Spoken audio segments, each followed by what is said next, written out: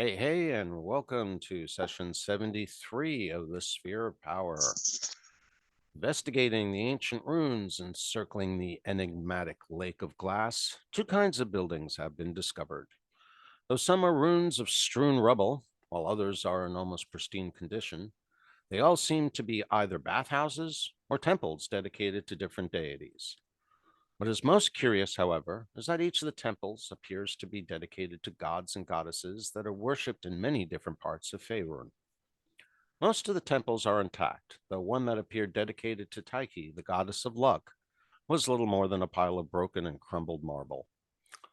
However, within each of the bathhouses, the party has found a series of identical golden objects, 11 of which have thus far been collected.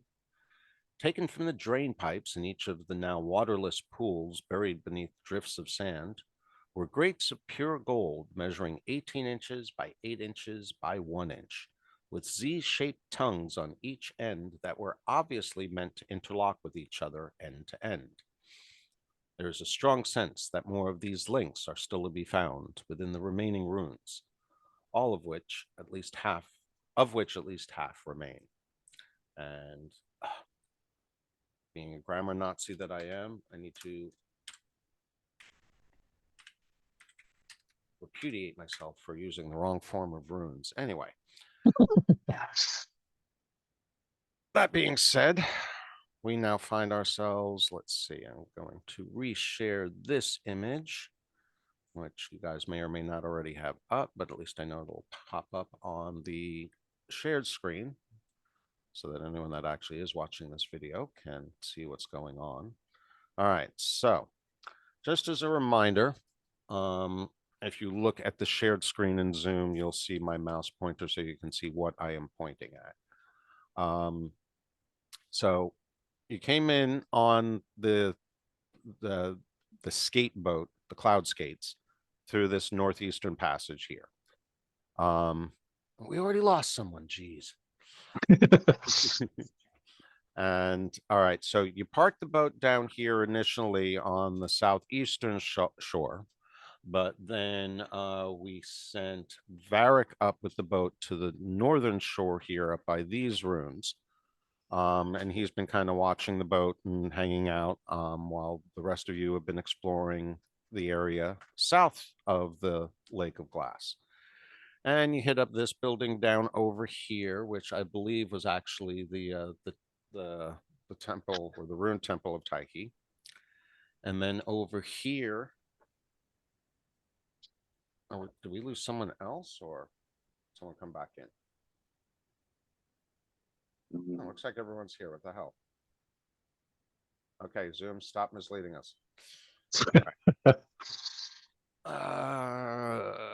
Trying to call up all of my screens and know what I'm looking at. All right, so this one on the southeast side, this was one of the bathhouses where you found the first.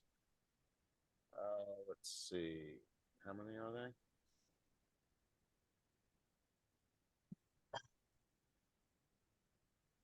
Two. We found two of them over here. This all seemed to be just runes around the plaza that was here. Who knows what it was used for. But probably some kind of common marketplace or something like that. The southernmost building over here is the gray pink stone building. So this had what you presumed were more like pools rather than baths, but they obviously also had drain pipes, and you found three more down there as well. Then over here, this building, I believe, is the one that you are currently in. This one was definitely more of a bathhouse. Yeah, I believe this is where everyone currently is situated. Let me double check. Not that one, not that one.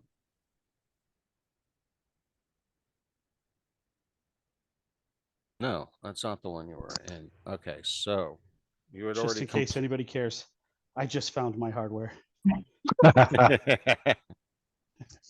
Congratulations. All right, so you guys did go through this. This was, God, they're so confusing. All right, so this is the gray pink stone building. This was another bathhouse that you went through over here. You're now up in this one. And yes, okay, so that does another one of my hasty map jobs. So this is where we left off.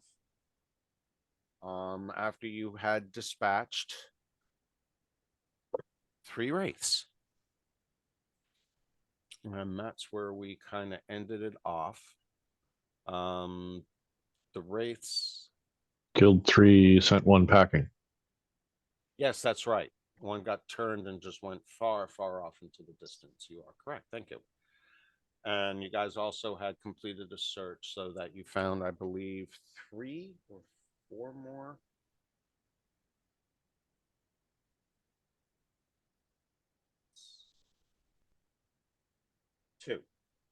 Two more, bringing you up to a total of 11 of those golden links.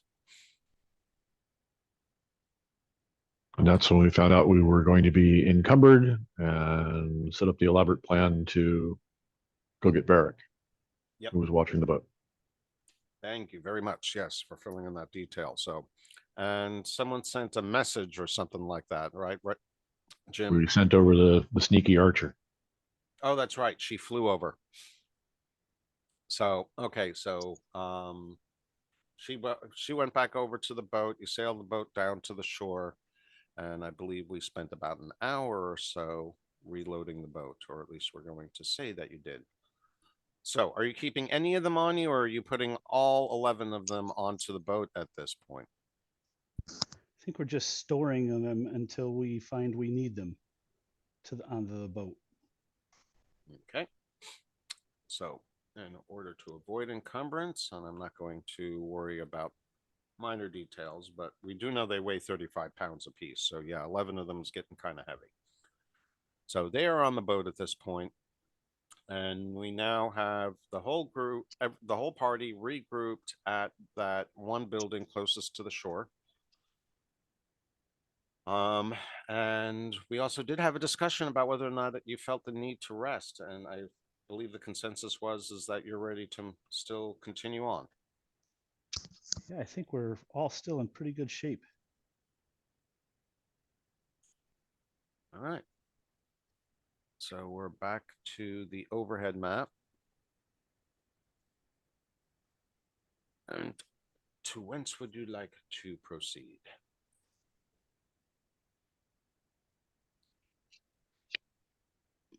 Are there any buildings we have missed thus far? Yeah, you've pretty much investigated everything south and east of where you are. Everything west and north of you has yet to be fully investigated. So, green circle, large pile.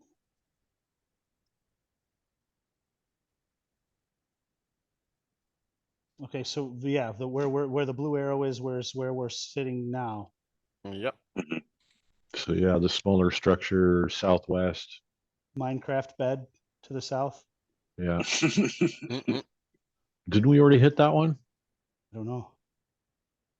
No, the one to the southwest and the immediate west we haven't played around with yet. Okay. I don't know. I don't remember or don't recall the one southeast. If I go off mute. I think we were just at the tower, and so I just pointed at the nearest building that we haven't explored yet. Yes. Okay, so that was you doing the move? Yeah, that makes the most sense to stop next then. Well, no, she put down the arrow. I moved the ampersand over. So we have looked or have not looked there. That's where you're heading to now. Sweet. You have not been there yet. Sounds good to me. And I'm going to apologize once again. The collection of this module was done really, really well, the storyline and all that. But this particular chapter, I don't know what happened. Either they dropped the ball on it, they changed some of the authors and whatnot, or it never got edited. So there's stuff missing, there's inconsistencies, and that's why this chapter unfortunately has had such poor maps and other visuals. But I hope to resume back to what we're used to as we get to the end content. And trust me, though you have not far, you don't have much more traveling to do.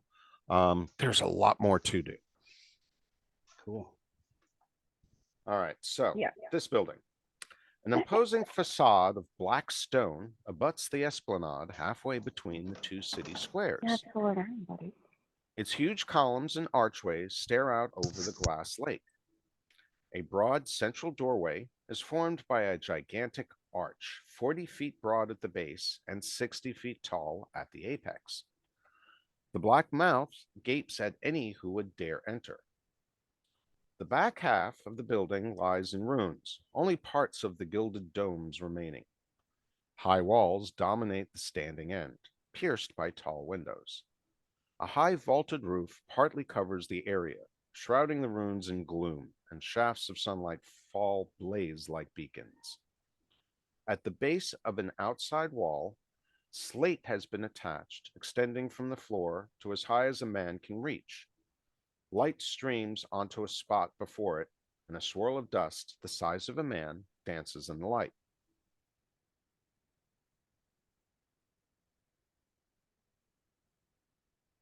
Hmm.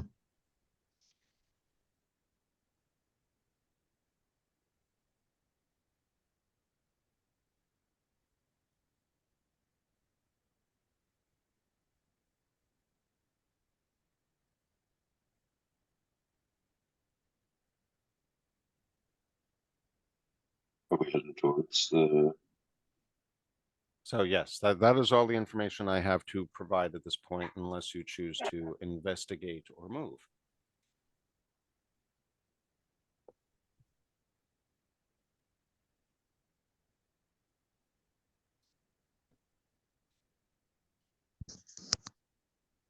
Um, And in case you're not aware, both Matt and Alex, you're on mute. I don't know if you intended to do so. But I also Oh, I had to talk to my puppy. He was trying to step on my phones because they're in a spot where he usually gets to step. So I had to argue with the puppy. He's not allowed to step there when the phones are there.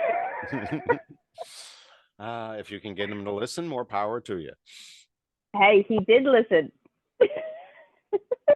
He did not step on the phone, Good job. and he did not bite me.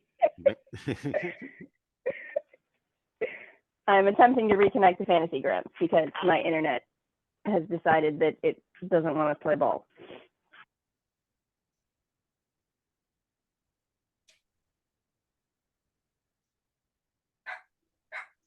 Yeah, let's.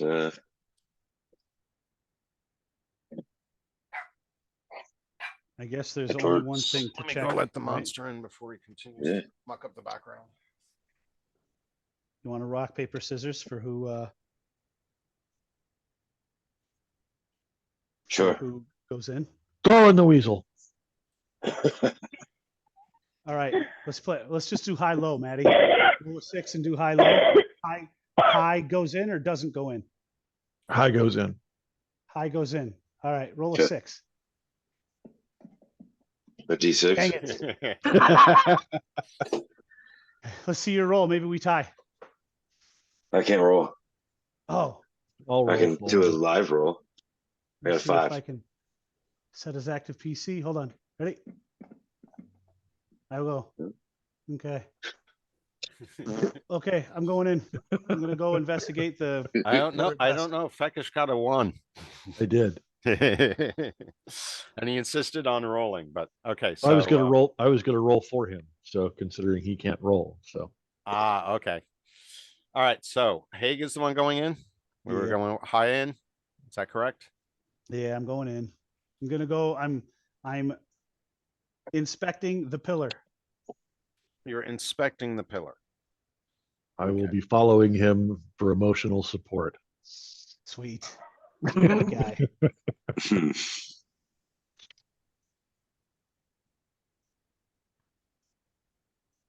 We can't let you do dumb shit all by yourself.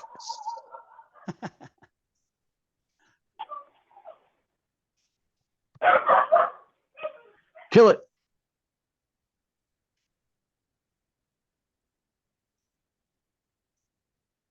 Hey, move.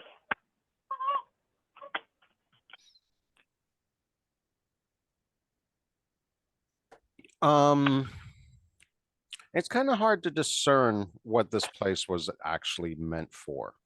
The darkened color of the stone is definitely of interest. But you get the feeling that this place was set up as a place of presentation, not unlike lecture halls. Conference room, something or other. Kinda. There's like 4 or 5 areas that appear to have been set apart from each other within this structure, and each one of them seems to have a small podium or stage from which an individual or a small group of people could make some kind of presentation. But other than that, you cannot discern much. But the swirling dust and the light does definitely pique your interest. That's definitely what I want to do is investigate the pillar of dust. Yeah, I was or thinking swirl about of that dust, light. whatever it is. All right, so Jim, are you heading over to the lighted area, or Haig, are you continuing to take lead? It's as far as I know, it's just me. That's specifically what I was going to do. I was going to go straight for the pillar. Okay, so Or swirl, whatever.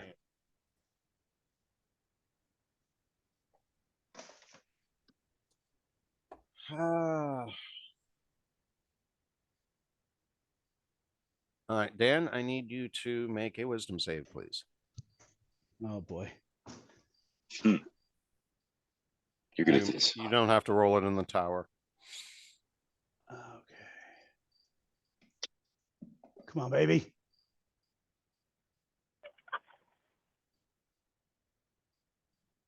Ouch.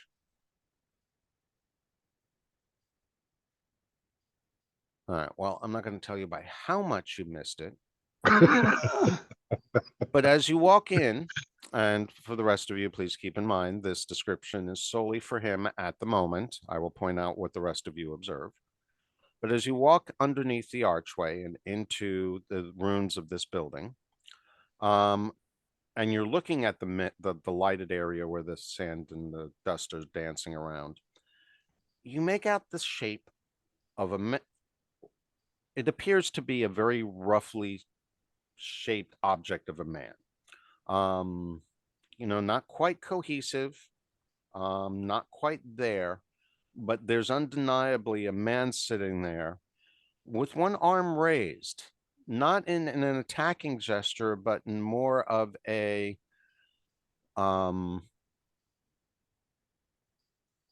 salute, perhaps, or perhaps even like the way a conductor would be waving his wand to an orchestra. And at first, you think you hear a voice, you hear him saying something, and as you get closer, you realize that he's talking about something completely droll and inane, but it seems to have you quite captivated. Now, as for the rest of you, you watch Haig walk into the ruins, and after he passes the arch, he walks like he slows down right after he walks through the arch, and he kind of cocks his head one way and then the other at the swirling mist. Walks about 3 or 4 more steps, and then just kind of stops in place, folds his arms, and is appearing to be not paralyzed but motionless. He seems rapidly engaged, listening to something intently, but you have no idea what.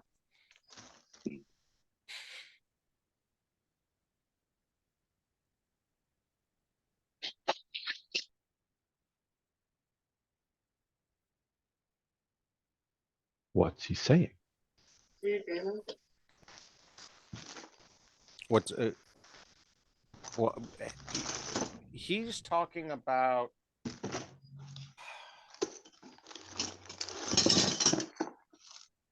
Tools.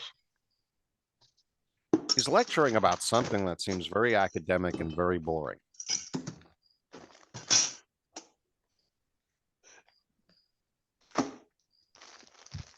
Is he aware of our presence or is he just monologuing? To the extent, well, again, only Haig is witnessing this. As far as the rest of you are concerned, Haig is just standing there, staring like he's been hypnotized by the dust. You don't hear Okay, any so- voice. You don't see any man's shape at this point. Ah, That's okay. kind But of what my- he hears is basically some kind of philosophical rant: to be or not to be, or Am I entranced or can I speak?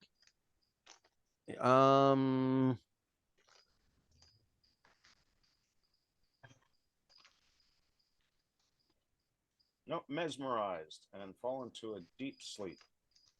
Oh. Okay, so, So I I'm guess alone. actually with that, you do fall down asleep. It bored you to death. I was gonna say, so he was pretty How drunk. close are the rest of us to the doorway? You're within 10 feet of the doorway, and he's probably within 15 feet on the other side. I'm gonna go wake him up. Mark will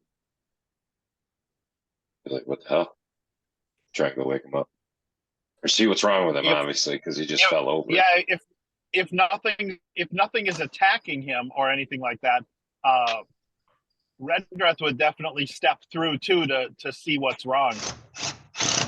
Well, just to be clear, he didn't walk 3 feet and then drop. You did definitely see him stop and pay attention to something. And, you know, he did not take any kind of defensive posture or anything like that. He seemed genuinely engaged in whatever he was noticing, and then fell down. That's why Redreth would step through the doorway too to see what he's seeing. All right, so just Redreth, or did I also see that hear Matt say that Varric Varric. is going to go Yep. into? Okay, Varric will so go into. Dan, if you would roll a wisdom save for Varric, and Jim, if you would do one for yourself. Okay. Can I roll is it possible to roll in the Discord? Do you have a dice roller set up? I'm not near my computer. No, I do not have one in Discord. It's a I good have a idea. dice app on my thing. I'll roll it on my local dice app here and post it in the Discord. I'll trust you on that. Matt's wisdom is a +5, so he rolled a 15. Ooh, he just barely is able to shake it off, which means he kind of feels it for a moment, and he's like, "No, no, no, no, my brother's on the ground." So Varric gets over to you and realizes that you're asleep. I mean, you know, he's not dead anyway. Whether or not you're unconscious, asleep, Laying down on the job. yeah, you know, any of those are possible. But he's not dead. He's got a pulse. He's breathing. He seems content. Doesn't seem pained or tortured and anything else like that.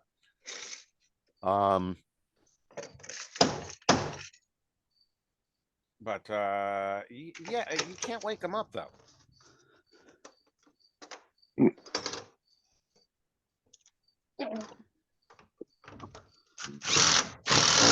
Oh, sorry. Everybody waited. Now, I actually should point out that once you walk into the area, you can kind of see what your brother got distracted by. You can see the shape of the man in there. And you kind of hear him talking about something, but it's like he's talking from across a windy football field. You can't really hear him that well. But he does seem to be sitting there and addressing you occasionally. He makes eye contact with you. I forgot to bring that up. Someone asked whether or not he noticed any of you, and he does occasionally make eye contact with people in the area, but he's not really, you know, specifically addressing any one person. And again, it's some kind of philosophical rant about whether or not we truly exist, and a whole bunch of metaphysical mumbo jumbo, and saying the gods are just as subject to it as the rest of us, and they're just as much puppets or pawns in the whole grand scheme.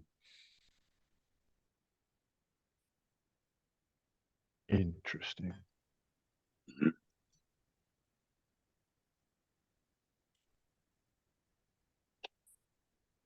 Does anybody have anything? Can look at your. I rolled a Yes. 12, but I don't know what my modifier is. I see. I see. Let's see. Well, you get a +1, so that brings you to a 13, which is not enough. So, Redreth, given your class in general, you find the discussion a little more interesting. Definitely not quite as boring, but nonetheless, you find yourself mesmerized by what he has to say, and eventually, Redreth collapses on the ground next to Haig. Is this like at Hogwarts where the one professor went to sleep and died, and then his ghost woke up and came back to the lecture the next day? I guess you'll have to come back tomorrow and find out. But at the moment, you guys are both just not dead. Not dead. Again, whether Not dead yet. it's a deep sleep, it's a coma, you guys are astral projected elsewhere, and anything's possible. This is Faerun. Yeah. And given the levity that apparently has been brokered by Baldur's Gate recently, I don't think anything is off the table. No. If you found certain things, then yes, it all becomes much clearer now. No kidding. Especially some of the initial character select options. Yes. I was like, what? Really? Okay. So yeah, a little plug there for Baldur's Gate for anyone paying attention. If you haven't played it, play it, but in an NSFW environment. Yeah, definitely not for kids. Well, I mean, Want they to do play give it, you the but I option. can't. I mean, they warn you early on. It's like, hey, we've got this questionable stuff. Do you want to actually have it displayed and whatnot? And I kind of am forced I to don't think it's wonder just how questionable, but much then it's again, I'm an affected if you adult, say no. so And be careful Mm. changing outfits. yes. When you change armor, don't grab the wrong thing. Yeah. Silence. There's a reason why they included underwear. I will cast silence on the figure. Mm. And then retrieve our two snoring comrades. Very good thinking. Very, very good thinking. All right, so. And on that note, I have to go tinkle. I'll be right back. Where's Ooh. okay? Let's see. Find it. Or do I need it? Interesting.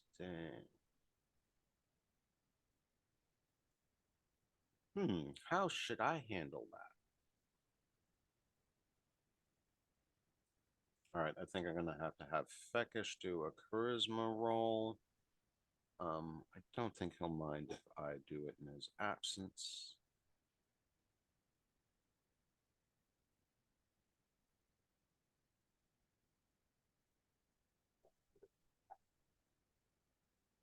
Especially since he succeeded. All right, so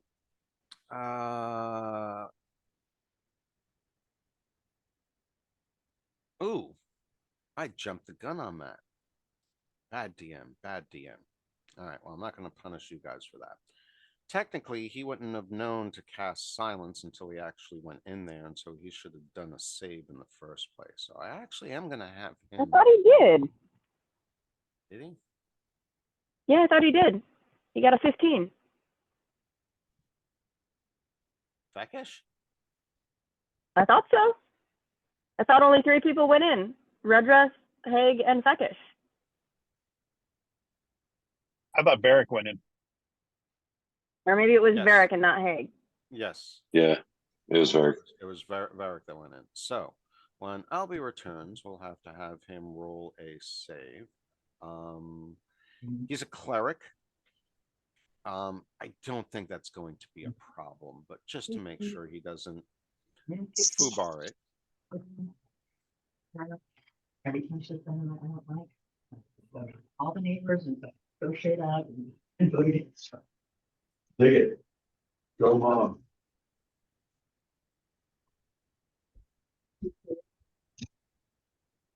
All right, Albie, you back?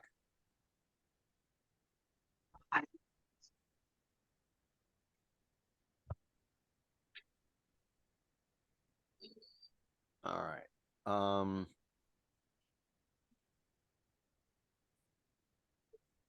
right, just for the sake of argument, he's got a 20 wisdom. I don't really think he's going to fail it. I'll roll, but not that I'm going to honest. 2. Close, but not quite. Oh, wait a minute. And I did the wrong roll anyway. Okay, so this is a wisdom save. Nothing.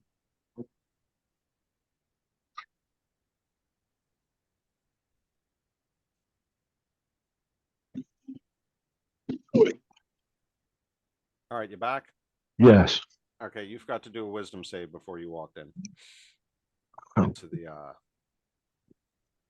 area, which you wouldn't have known to cast silence until you heard some weird sounds coming from there. True. So, +8. All right. Blink. There we go. Ta-da. Okay, no problem. All right, so you walk into the area, you hear them making weird sounds, which you find obviously kind of suspicious. You cast silence on the area, and the figure, which you can now see, looks at you with his mouth agape, looking somewhat irritated. Like, how dare you? Interrupt my lecture. Yeah, that's exactly the impression that you're getting off of him. I dig it. And then, after rubbing his throat a little bit and hey, Cast my God. silence on the dog. Can we throw it into the area of effect? You're asking the wrong guy.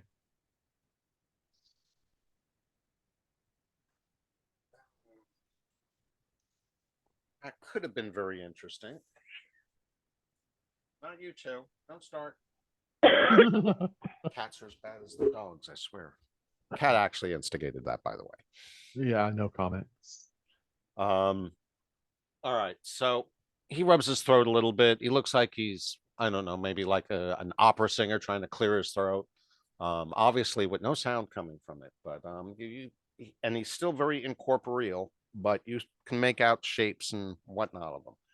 And after a minute or so, maybe not even that long, he just appears dejected and puts his hand down at his side and bows his head down and kind of becomes motionless at that point. All right.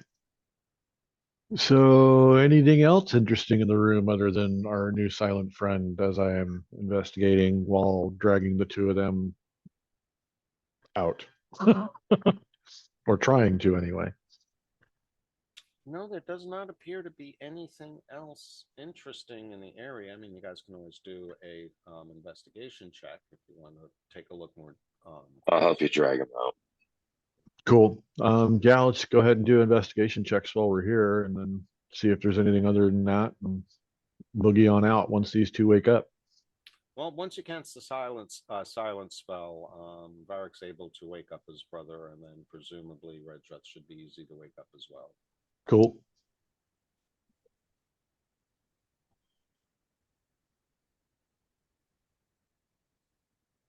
All right. So everyone is back up. You're still in the lecture hall, or at least 4 of you are. The other 2 of you are still hanging on the outside.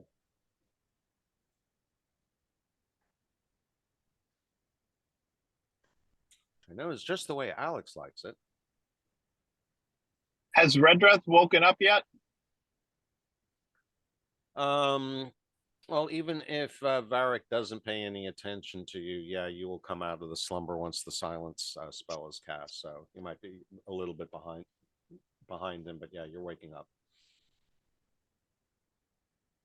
Redruth would wander right up to the doorway without stepping through and eye the person. Can I see the person on the podium from the doorway if I'm not stepping through? You can see that there's some kind of figure, but it really doesn't form an image to you that you recognize until you're close enough to it. So you can see that there's something that's got their attention, but you can't quite make it out. Did I find what they were lecturing about intellectually stimulating? Yeah, you more so than the Goliaths for sure. How far away was the indistinct figure on the podium? About another 15 feet away. Can I hear them from outside the door without the magical effect? No, you don't hear any sound until you actually can recognize it as a speaking figure.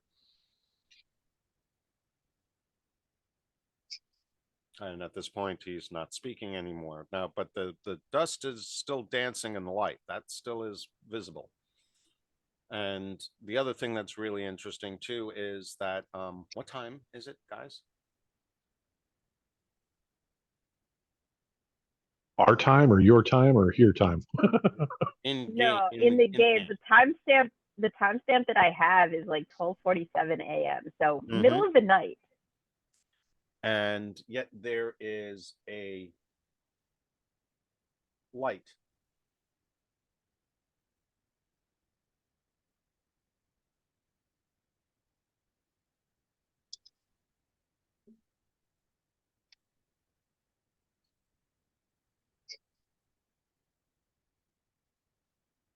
Can I do maybe an Arcana check to see if I can understand what's going on? Sure, absolutely. Okay, let me roll that. I'm sure my Arcana is like +3 or +4 or something, but let me roll a die.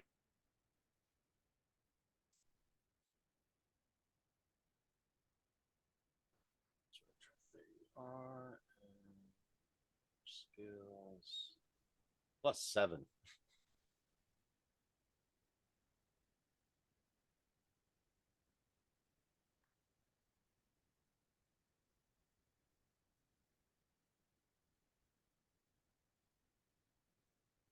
Who's rolling for who?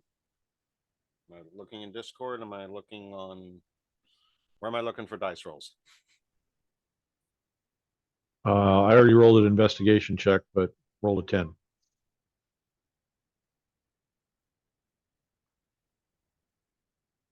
All right, there we go. Okay, Jim.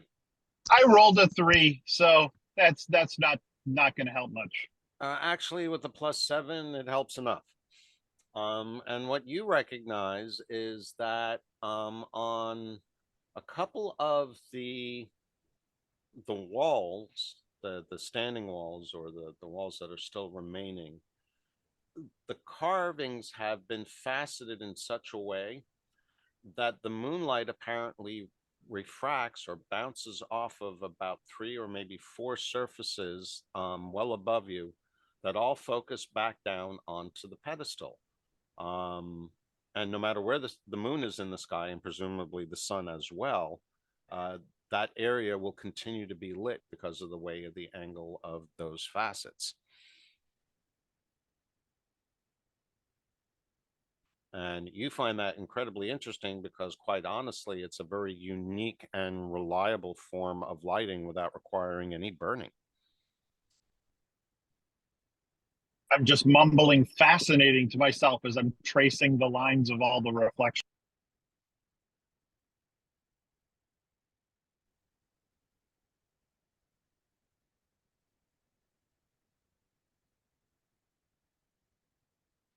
You would say this Do I? You would say this is a What? true instance of magic born of science. Yeah, that's cool. And do I get any sense of the spell around the door? It's if the silence spell is being held, then it no longer would affect me, right?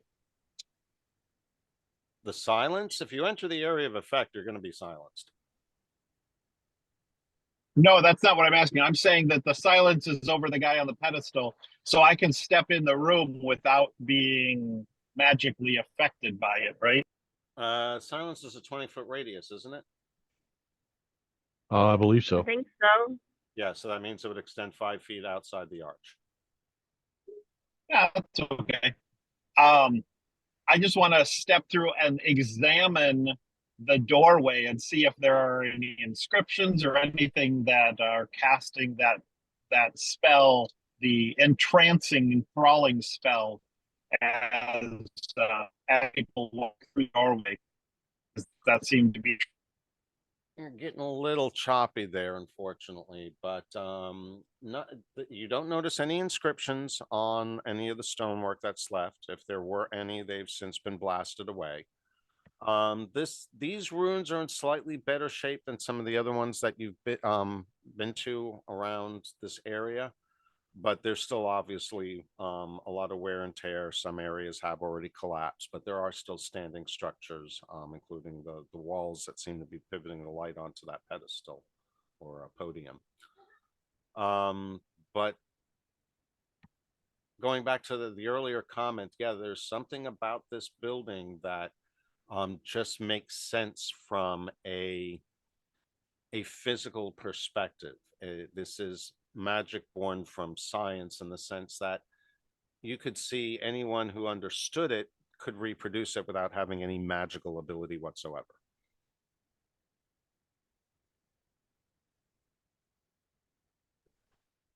Do I see anything else in the room while I'm in there before I walk back out? Not really. Most everything is covered in drifts of sand, sand piles and dunes lapping up against the colonnades and the walls. But yeah, As I am walking around in there, does the figure look like they are like, yeah, I don't know, a hologram or a projection or not a real person, or do they look like a real person?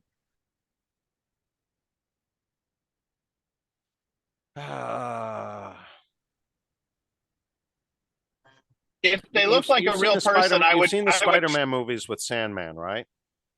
Yeah. Think of the kind of the way he appears just before he solidifies. Oh, okay. All right. Very good. I was gonna say if they were like look like a real person, I might try and gesture for them to come outside. But that if they're not a real person, then I would not do that. I'd just head back out. No, I would say that you're checking. You've walked into the silence so that you're willing to get closer to him, right? Correct. So you've gotten close enough, and you're looking at him, and he's just kind of standing there. You don't feel threatened by him, and walking past him. At some point, you know, maybe just because of your create a draft as you walk past or you breathe on him, but you notice that some of the sand actually reacts to airflows that you create, and you start waving at him, and you realize that yeah, it's just kind of incoherent sand that's easily affected by the wind patterns. And there's just something about the convection around that spot that seems to form him, but it doesn't explain the sound or anything else. Okay.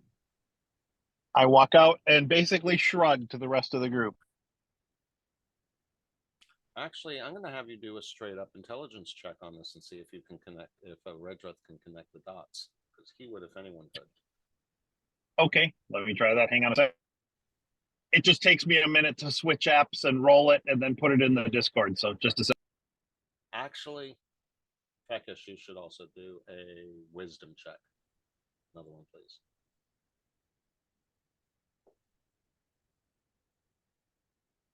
Oof.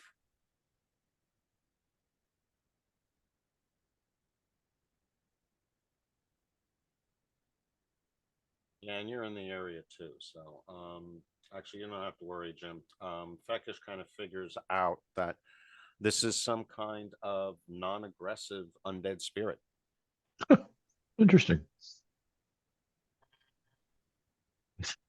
He's I can't remember. Slighted Am I awake professor. yet? Oh, he's a slighted professor, but you've got him silenced, so disgruntled. we can't ask him questions. Well, we saw what happened when he can talk. Yeah, Well, that's good because did not figure this that's good. out. 'Cause I was going to say I nat won the roll, so Yeah, he definitely did not figure it out. But no, Fekish actually figures it out, and with a high enough roll that he would know that in some circles, this would be referred to as a dust specter. Huh. Interesting. A lecturing dust specter. You're a dust specter. Well, they can be formed for any number of different reasons, but yeah, this is basically an unfulfilled spirit, and not not a warrior spirit or a battle spirit. So this is a benign form that they can potentially take. Interesting. Cool, cool, cool.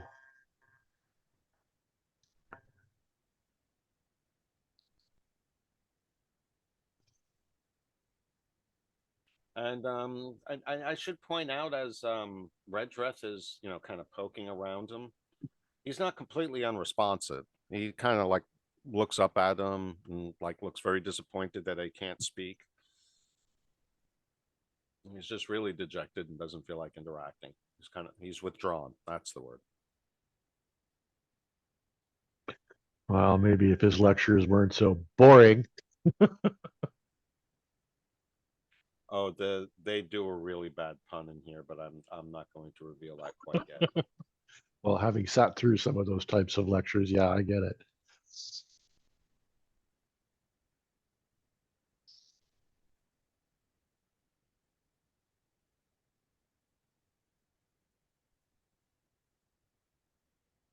All right, so what are you guys going to do? Move on to the big stadium. Look at, oh, wait a minute. Where we're at? We're at that one. So either go to the one that's southwest or the one that's directly west. I would recommend this one next, and then Yeah. we tackle the big one. Yeah, southwest. I like it. That's just my recommendation. Yep. No, I'm down.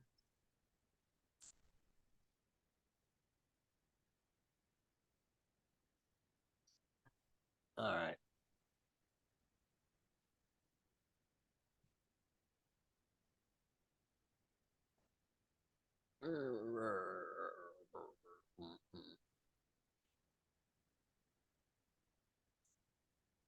All right. Sorry, my wife called, but cut me off right before I voted D&D bed or Minecraft bed. Is that where we're going? Where are the I arrows think indicating if that's the Minecraft I think bed? that's the Minecraft Okay. bed that I'm pointing at. Awesome.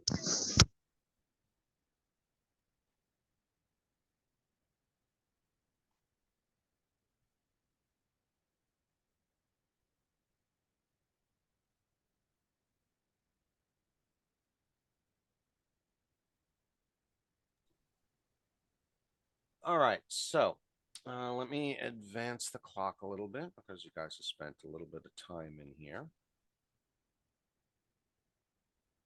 That should be nice if Fantasy Grounds automatically kept track of time, but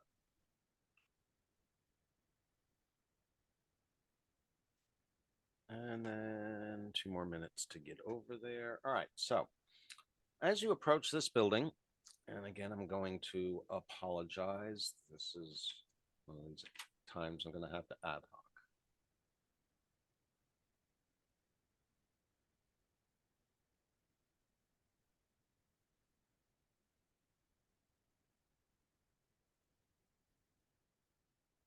All right, if you look in the campaign play section of the Discord, I'm going to post an image, a very basic image of what you see. We're losing you, Keith. Sorry, I said if you look in the campaign play section of Discord, you will see a very basic image of what you see ahead of you.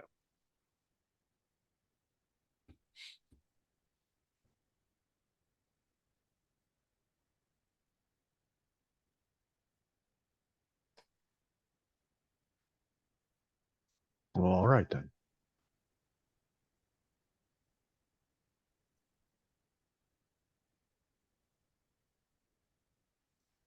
Two great pylons of red stone stand out amidst the ruins that surround them.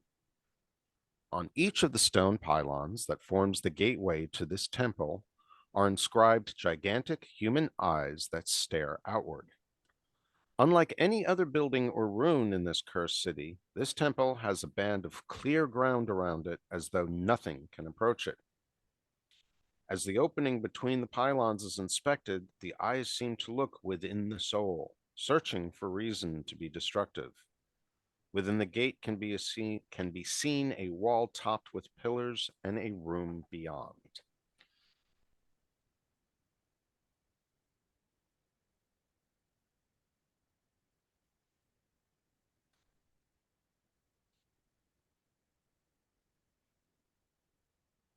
Should Varric go first this time since he went first last time? That's your call. Maybe we should investigate a little first. I don't know. Yeah, maybe send the sneaky ranger. Now that you guys have had your nap. Yeah. To check things out.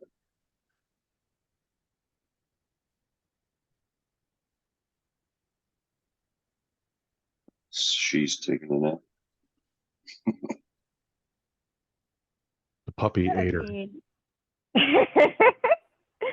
You guys hear me?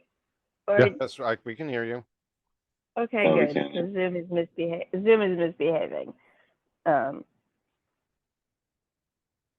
But yeah, I mean, if people want me to go in, I'll go in first. I don't know how much sneakier I can be than you guys. You know, going right past these enormous eyes, but unless somebody wants to turn me invisible.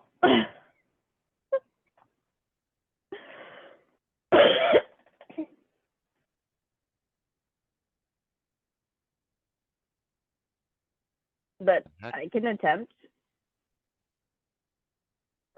Varric can't make you invisible. Sorry, I had someone talking to me that I heard the word invisible. So what did you need? What's going on right now?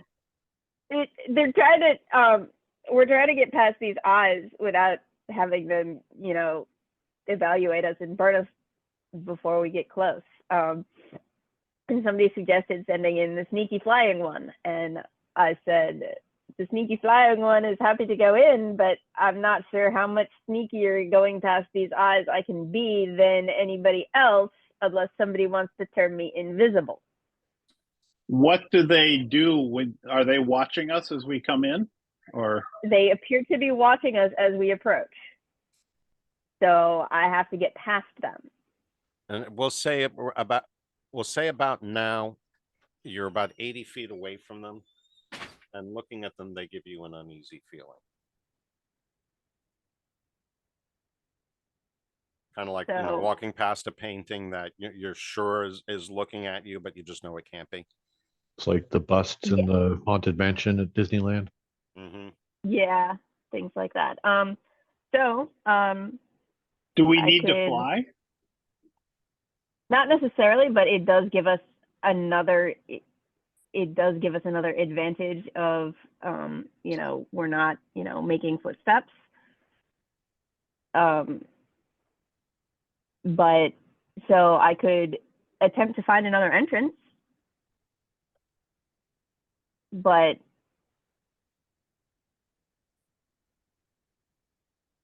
I have 1 4th level spell slot left.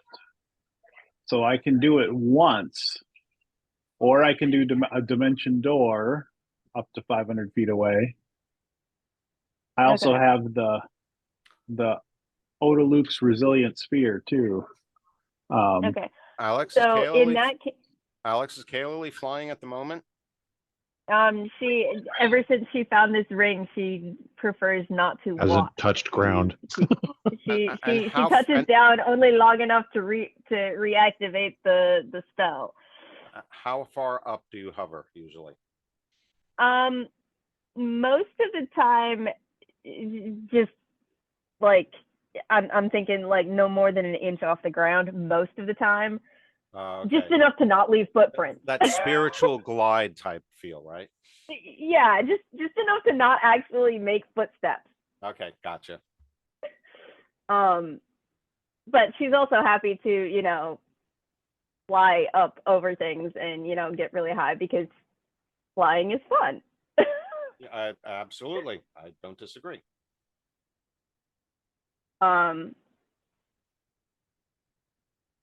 So I think for right now, I think her first step then is going to be to attempt to circle the building and not without setting off any of its traps and alarms, and just see if there's another possible way in, either through a collapsed roof or a side entrance that is not as well guarded, or for that matter, just see if you can figure out what it is the eyes might be looking for. All right, so you guys move up closer. About there. All right, so I get what you're trying to do. I'm trying to figure out exactly how to handle your flying condition. Mhm. All right, so the first thing that you notice as you're hovering along, you get within about 60 feet of the building, and the eyes begin to start glowing, and there's no doubt they're looking directly at you. Okay. You're going to stop in place, or you're Definitely. going to continue to do some investigation? I don't want to lead you too Um, much. Right. Well, I'm definitely going to stop. And wait a moment and see what happens. And everyone else does notice the eyes glow as soon as you get within a certain distance.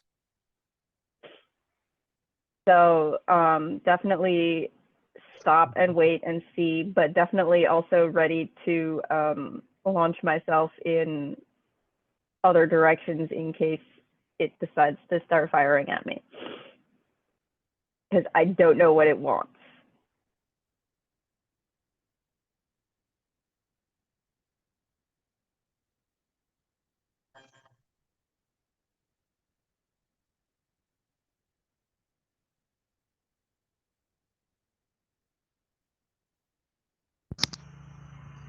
Can we get the description again? Sure. I'll try to put a copy into the game text too. Two great pylons that of would be red stone stand out amidst the ruins that surround them. On each of the stone pylons that form the gateway to this temple are inscribed gigantic human eyes that stare outward. Unlike any other building or ruin in this cursed city, this temple has a band of clear ground around it as though nothing can approach it. As the opening between the pylons is inspected, the eyes seem to look within the soul, searching for reason to be destructive. Within the gate can be seen a wall topped with pillars and a room beyond. Now, what that doesn't quite make clear is that between the pylons and that wall with the pillars, the wall topped with pillars, is actually an open courtyard. And as such, Kaylee is able to notice that, you know what? We don't have to go in through the front door. We can hop over the sides, or find, especially her, you could fly over the sides. But unfortunately, you're not going to be able to do anything about it unless you pass a wisdom save.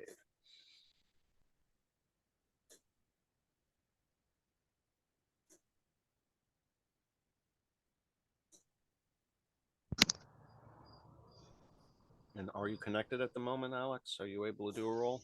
yeah, hang on. I'm updating my notes as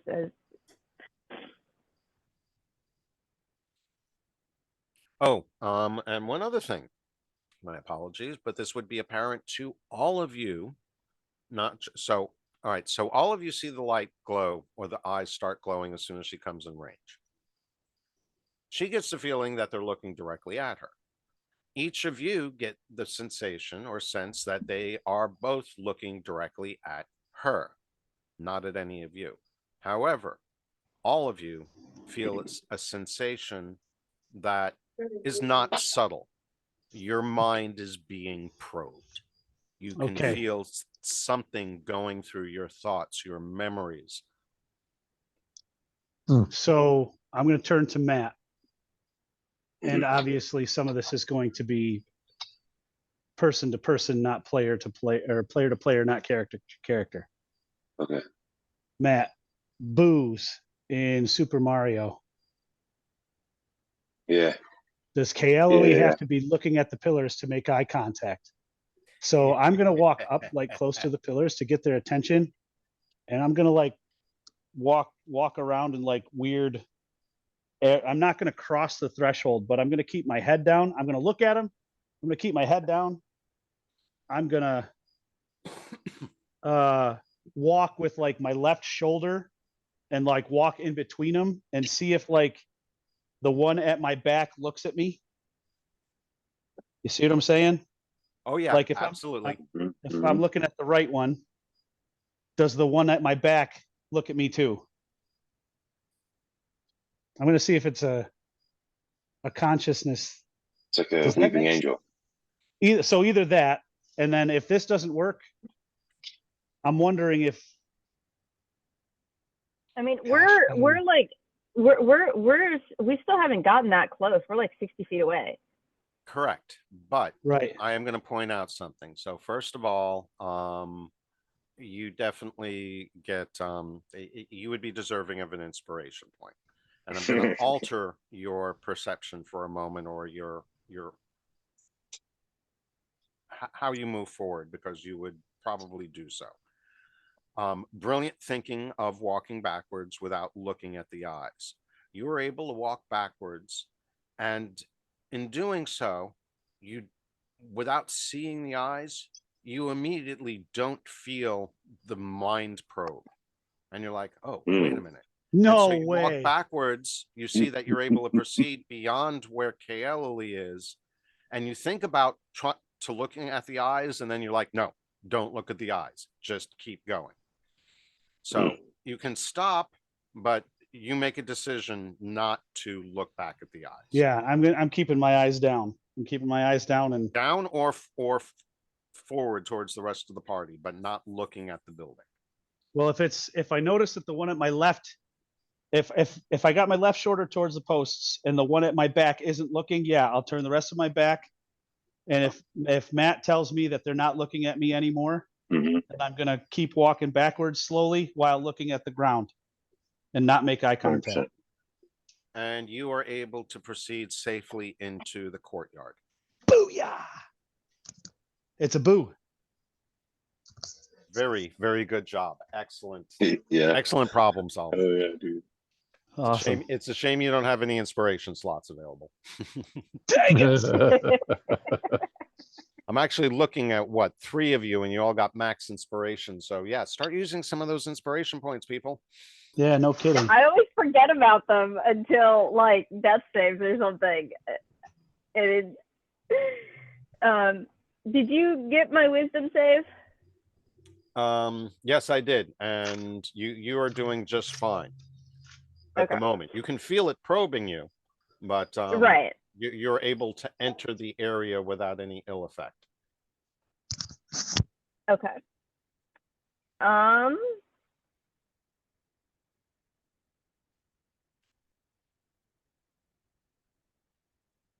Yeah. I'm gonna that was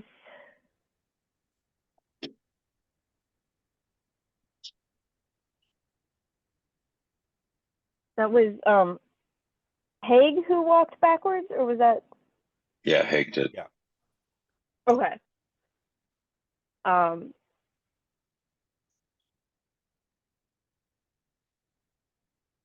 Today, Dan's the man. Sorry, I got a call from work. Go ahead. What's the question? Sorry. No, I was just getting notes. so I can expand them properly later. Yeah, I'm actually gonna follow Haig's example and see if I can turn around and back in, because I don't want to push my luck with this probe. Just because I can resist it for now does not mean that I will be able to resist it all the way until I get inside. So yeah, I will turn around and go in backwards. When in Rome.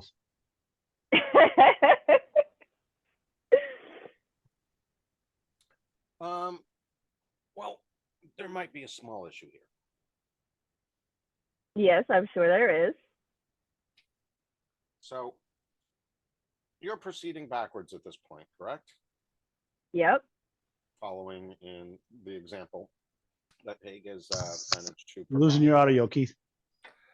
Sorry. No. I was wiping something up and had to reach away. All right, so you're heading backwards. Yep. Haig is already in there. And as you're heading backwards, presumably safely, and not feeling the probe of your mind any further, Haig, you do notice something. Haig, only Haig, so none of you may react. You hear something. Okay. Lots of Like them. a sizzle, More like a hiss. a hiss. So we went from Minecraft bed to creepers. Are you going to turn around and look at this point?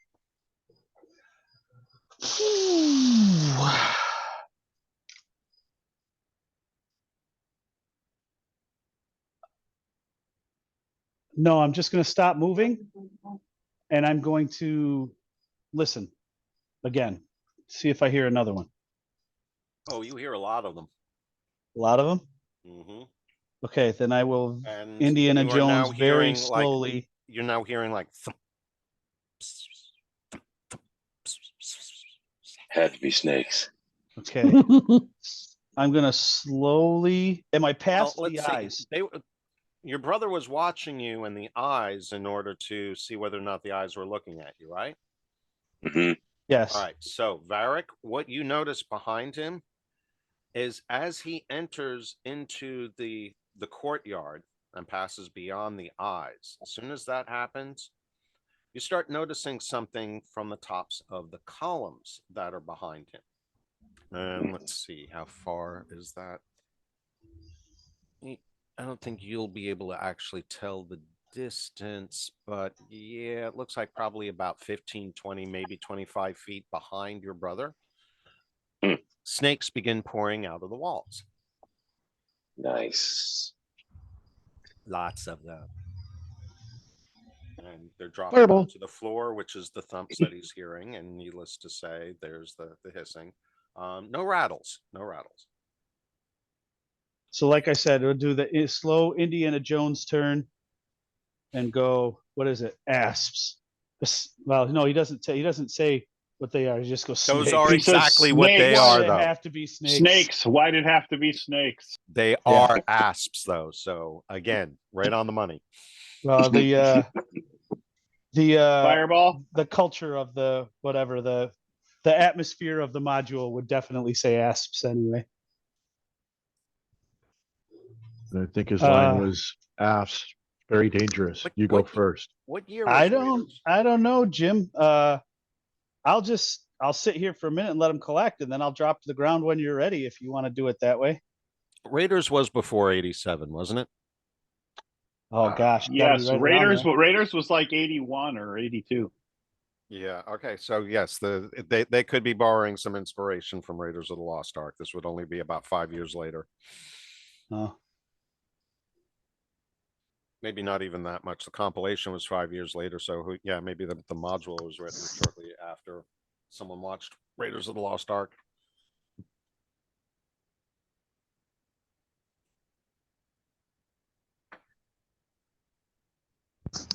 Oh gosh.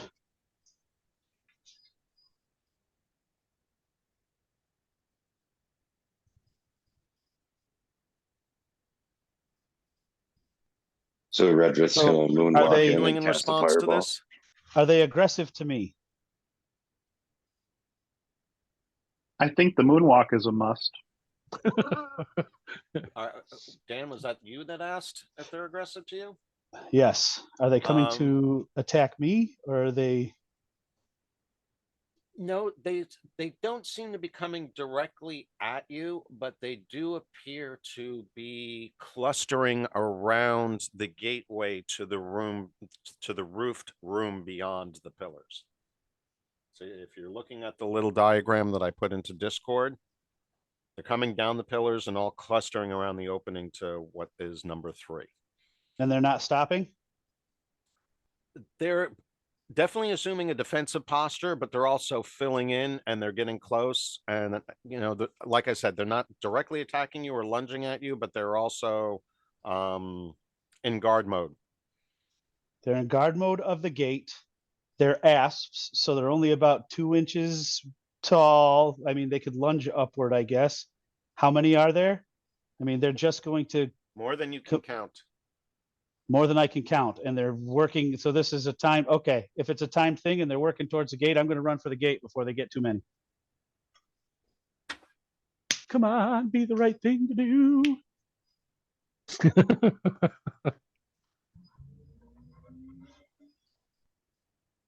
Because right now I figure there's probably insignificant enough where I could probably jump over them.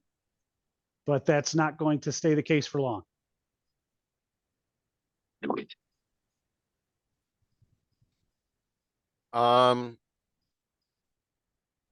I will say this. So this is Hague, right? Yes. With the Turn worst around, dexterity ever. see them So I can filling jump, the but I may area. not land. You turn around, you see them filling the area. You look at your options, your path to the gateway, and the numbers that are surrounding them. And you deduce that you will subject yourself to at least 3 opportunity attacks if you try to run to the gate. Oh. Or do you want to proceed? Fireball? Yeah, if they're congregating, yeah, fireball would probably be the best. Well, hit them with fireball first, and that'll clear the way, right? What's the range on Theoretically. fireball, Jim? Do you remember? 120. It's pretty far. Pretty sure the range on fireball is 120. Yeah, you want to make sure you're able to stay safely away from it. So I'd agree with that. 150. Oh yeah. No problem. Oh, So I would Nice. say, guys, I would say we all back through the gate, and as soon as you see you've backed through the pillars with the eyes spin, Jim blasts the fireball, and then we all book it towards the gate. Sounds like a good plan. Book it backwards to the gate. No, backwards to the eye, past the eyes, and then pivot. Jim hits a fireball when we're all there, opens up a lane, and we all book it that through the would gate. get us all. The courtyard's not that big. I can't see how big's the courtyard. Courtyard's about Not big enough to 15 by contain 20. a fireball without. Yeah, we would get hit. No, and if he detonates it first and then you go, yeah, oh yeah, you can't do it while you're between the eyes and the gate. You would But have I to do could it come from- out. But I could come out, and then he blast it. All of us back through, and then go.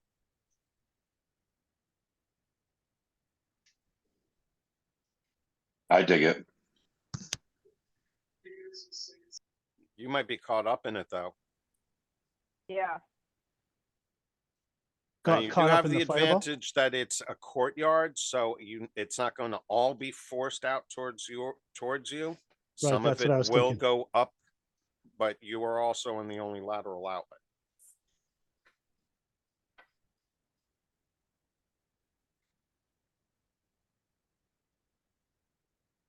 Hmm.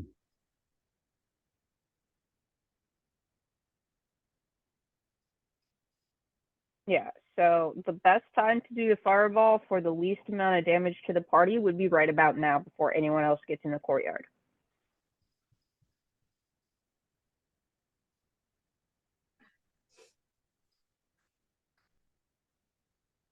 And we're on a timed thing here. There's more snakes coming in. Yep. I say whatever we're gonna do. Let's do it. Do it. Let's do it. Yep. Blast it. I'll come back out. I'll come right to the area before the eyes. And you're backing out to that point. Whatever point I can get to the eyes where I'm past their gaze. But Okay. yeah, And like and right at on this the edge. point, the snakes have pretty much filled the courtyard and are pretty damn close to where you are. Blast them! Blast them! All Let her- right, here's the let her rip. fireball.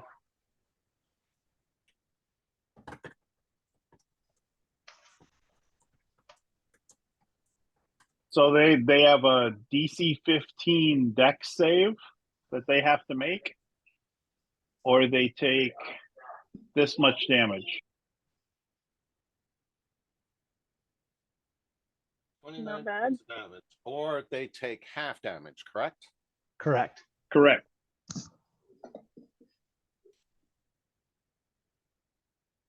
Right back. So let's see.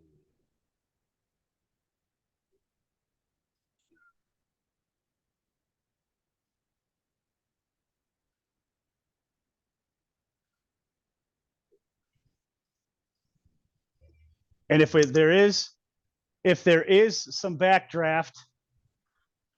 some backdraft, I'm going to step in the gateway to kind of protect the team and try to take as much of that as I can because I'm almost full health. So Okay. So, well, you go ahead and do a dex save yourself. okay. Let's see whether or not you're able to react appropriately. Well, with a -1, I doubt it. But hey, look at that! Very nice. Oh, nice. When the heart is pure, the rolls are true. All right. So. in So this what does that case- mean for your rolls then, Dan? I don't know. All right. So It sounded good at the case, moment.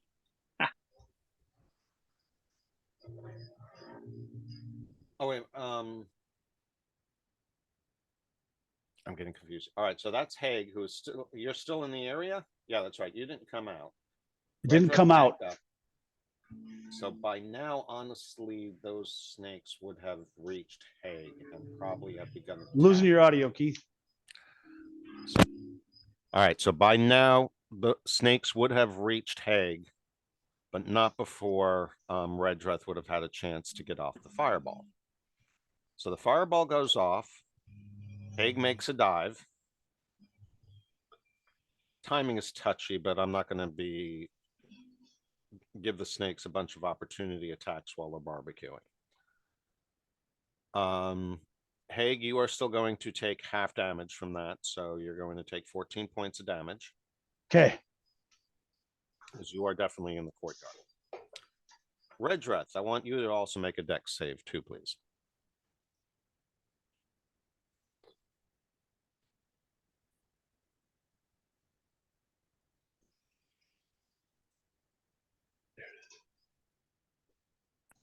Alrighty, sorry, I dropped my phone and it was not in reach. So Oh, no problem. You made it back. We're good. okay, deck save in the tower, in the clear. Doesn't matter. You'll know whether or not you do or don't. Okay, there you go. Oh, beautiful. That's Yeah. 20. You know what? I'm going to have to say you actually avoid all damage because of that. Booyah! I won't argue with that. I was going to give you quarter damage if you made the save, but with a 20, you'll get no damage. So the fireball blows up inside the courtyard. Most, if not all, of the extra energy is channeled straight up. Haig dives to the ground, is able to avoid most of the damage, but still takes a bit of a hit. Redreth does a combination of basically riding the fire wave and basically surfs out on top of the thermal blast, avoiding all damage. Meanwhile, to the snakes that are inside, you definitely have a snake BQ.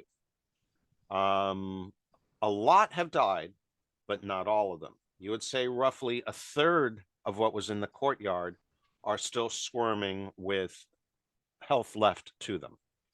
And more are continuing to squirm out of the columns.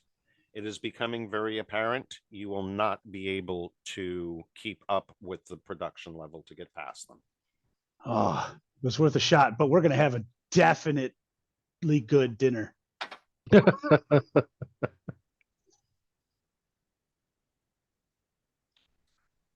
And at You ever tasted ass, at this Maddie? point, I am going to ask all of you to do a religion check. Religion. Actually, hold on before you roll.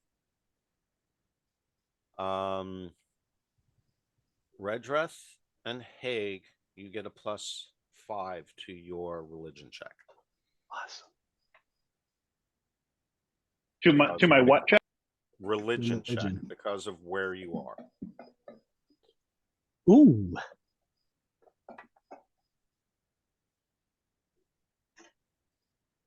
That's what I get for being a pagan bastard. Well, actually, that would suggest that you have a lot more knowledge about different religions than I, wouldn't it? Just not the one that I'm Jim. currently looking at. Not in this case, though. That worked well. That's Jim twice today. Well, Haig is doing really, really well today, for sure. And Haig, you notice something that kind of clicks with you. And Okay. you're not sure what. But basically, from your side, after you've dove down and are on the floor, and you look up on the side walls, which are not visible to anyone else at this moment, you see the symbol of a sun. And something clicks to you. And you realize, wait a minute. Isn't this the temple of Ra? Or isn't that Ra's symbol? Mm-hmm. You seem to remember something, some warning that you're like, you want to ask Elohir about. Yeah. Wasn't there some warning about Ra or something about Ra? Right. What do we know about Ra? I don't remember off the top of my head, but there's that reminds me there was something about what we needed to do involving the 5th star gem and Ra's temple. I just don't remember if I wrote it down. Well, that sounds like a perfect time for us to take a 10-minute, Perfect. 13-minute break. So we'll meet back here at 10 after the hour and put in another 50 minutes of game time. Right up. And we'll see you then. Okay, we're back from break. And it appears that some information has been revealed. Yeah. So the 5th star, the star of Melos Pilar, is in the Temple of Ra, which we believe we have just located, but our instructions are to visit the Temple of Ra last. So now that we know what it is, we should probably get out of here and go finish exploring. So we've got the 2 structures north. I forget what the green circle's for. That is a structure also. It just seems to be more of an earthen structure. Got it. And Got then come back to the temple. Actually, from this point, you probably can make out the description, so I will read to you at least part of it. Almost due east of the Glass Lake and touching the esplanade stands a low, curving hill about 400 feet across. Beyond the mound, the tops of a number of stone objects can be seen. 3 openings lead through the mound, which forms a ring 20 feet high.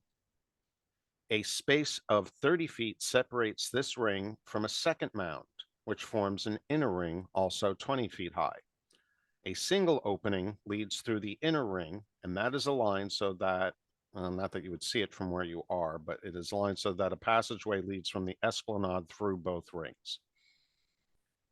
Just within the inner ring,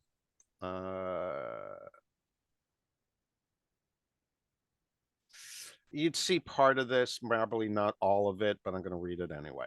Just within the inner ring, flanking the entry path, are two immense gray stones that tower over the inner yard. These stones, which are 10 feet on the side and stand 40 feet tall, so you can clearly see them over the mounds, are part of a circle of smaller stones, those which you can't really see. So I'm not going to say much more about them.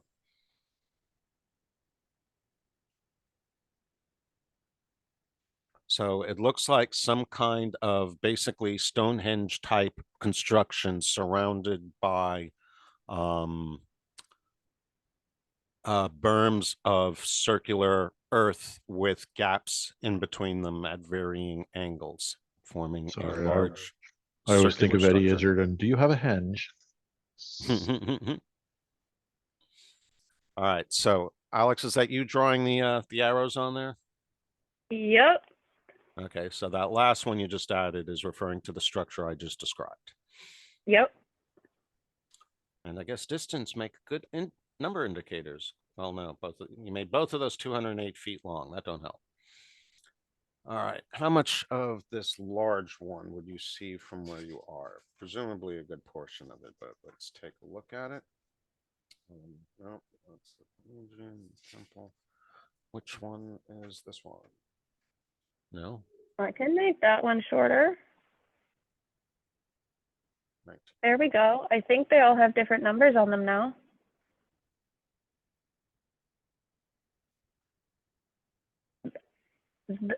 I believe those are all the structures we have left to investigate before we come back to Raw.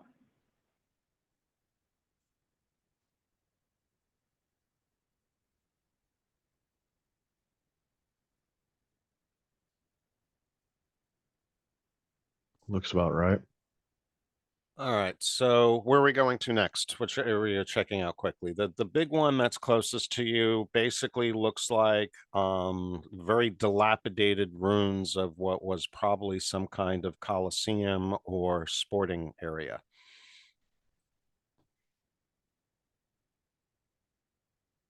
You're reasonably sure that outer ring was a seating area, and just inside that outer ring looks to be what appears to be a track of some kind. Okay. I mean, as far as I'm concerned, we should just keep going around the circle, and then we can come back. Yep. Keep on keeping on. Yeah. So the giant arena is the next one. Let's go into the one with the arrow pointing towards it. Oh, wait. All right, so Let's go this way. I'm removing this one. I'm moving the marker up this way. And in so doing, you are going to get a little more view.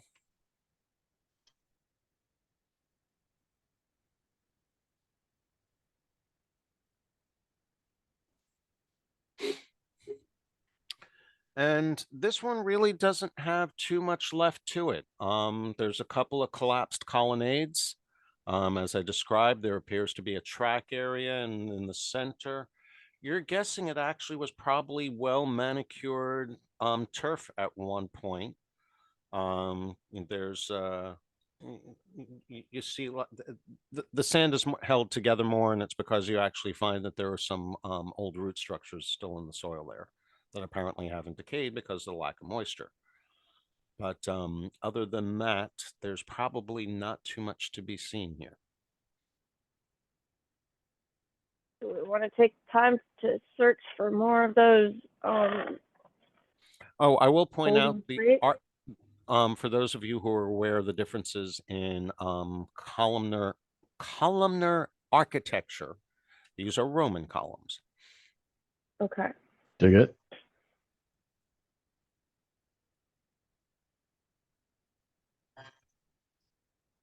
Wait a second.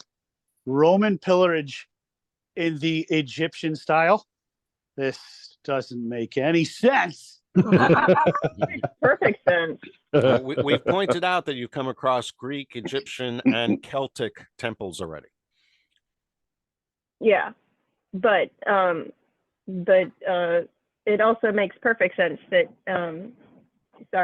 ancient Rome was one of my favorite subjects in school, and yes, there are the Roman structures with significant Egyptian influence, and the other way around. They do exist. There was definitely a merging of those empires during Mark Antony Cleopatra period. And even before that, but yeah, there's definitely mixed architecture. It makes perfect sense to me. Right, yeah, so where are we are going we to from searching here? for more of those? Are we searching for more of those plates, or are we just moving on? That might be a bit difficult here. There is not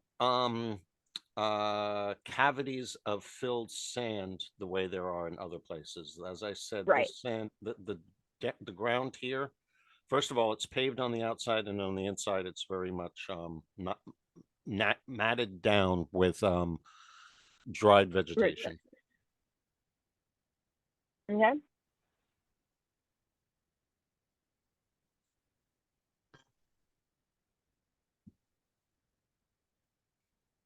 So I guess you could spend some time investigating the columns. There are a few that are still freestanding. There are no more ceilings. There are no more walls. You could spend time digging into the dirt, but it would be time consuming. But this does not look like there was a place where you would find any of those baths, drains, pools, etc. Nothing terribly exciting. No, Then other than the I fact would that it is suggest probably the moving largest on. structure here. Okay, keep going. Yeah, you got to figure this is probably 600 to 700, maybe even 800 feet in length. You're on a much larger scale than we normally do adventuring in. Sure. So Yeah, actually, I I've think you noticed. guys can move the ampersand around yourselves. So Yeah, where do you wanna because go next? it's not a combat tracker token. I suggest Arrow 208 over here, Which would but I'm not tied to that. well, unless there are any objections. Nope. No, yeah, let's do it. My sandwich And agrees. I did manage to get them. I did manage to get them all different numbers. Yep, that you did. All right, so I that had to shows a do a little little more extra area. work, but managed. And just to be clear, Oh. this blackened area or darkened area is not a land feature. It's just the shadow from the mountain. That's actually I can probably Yeah, that you would it looks definitely. like a shadow to me. There's another bit of shadow over there too, extending from the obelisk landing area. There's shadow. Yes. Oh, found another building. This was a busy area at one time, you know. All right, so Yeah. let's see. This is oh, good work.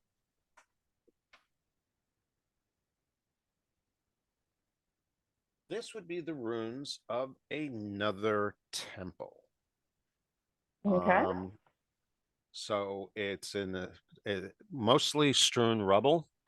Not much left to even tell the style or the architecture or the deity it was dedicated to. But that being said, you can tell that this was another Celtic style building. Again, I'm using references to Earth that don't necessarily apply here, but it gives you an idea of the difference in cultures and the style. Gives you a visual cue. I'm going to have you guys do a religion check to see if you can figure out who this belongs to.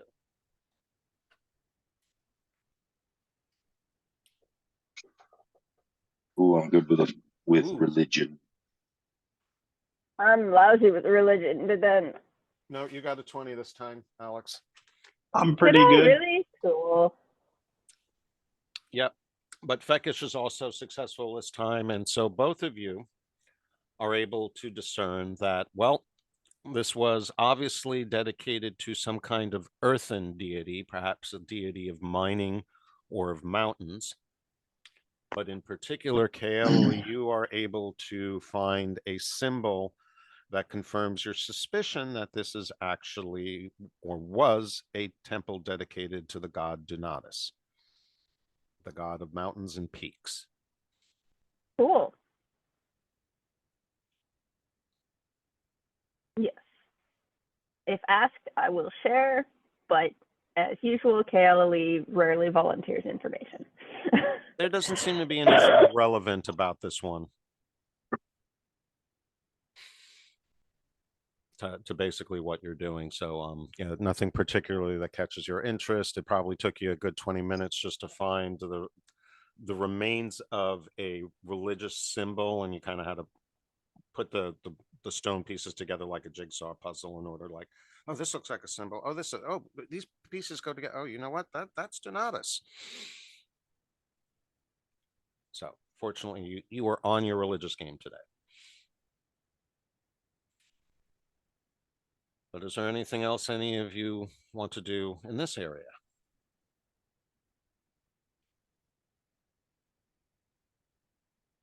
Not unless there's anything looking to investigate.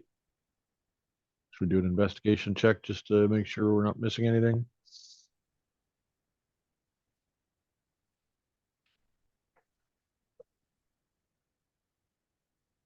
Sure. Sorry, I couldn't get to my mute button. Oh, no You problem. can poke around. I don't care. We're moving slowly enough. All right. So now that is, just so you know, Albie, that is a roll that you should do in the tower. But in this case, you don't find anything else of interest. It's All right then. definitely very much dilapidated and not too much appears to be intact. Dig it.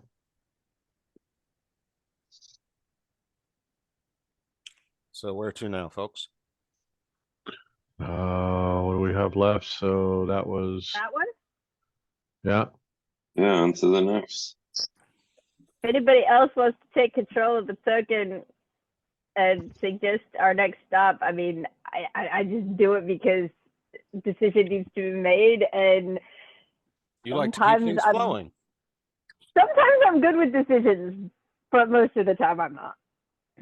And I'm eating sandwiches, so Do they have crusts But on them or not? absolutely. I have a plan, a system of which ones we visit in what order. So that's why I'm taking control. But if anybody doesn't like the decision I make, then we don't have to follow that. We can do other things instead. I am I'm unbiased babbling. as long as we're moving forward. And as far as the crust, Mama always said, the skins usually have the good stuff. Well, sometimes moving upward can be good too. You don't always have to move forward, you know. True. But I had a very good friend who lived by the motto: always forward, never straight. Yes, You remember who I'm talking about, right, Albie? vaguely. Chris. Serpentine. Yes. Serpentine. All right. There it is. Okay. Harder to get shot when you're doing your serpentine pattern. True. All right. My apologies again. We're going to have to do another ad hoc map. Not quite yet. Let me get it ready.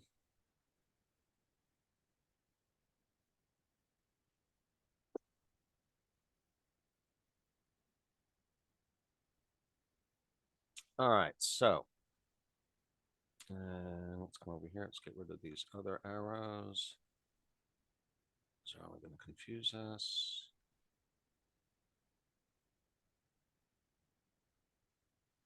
All right. This building 200 feet long and 120 feet wide, is made of greenish stone. The northeast end is covered by a vaulted roof supported 60 feet from the floor by immense stone columns.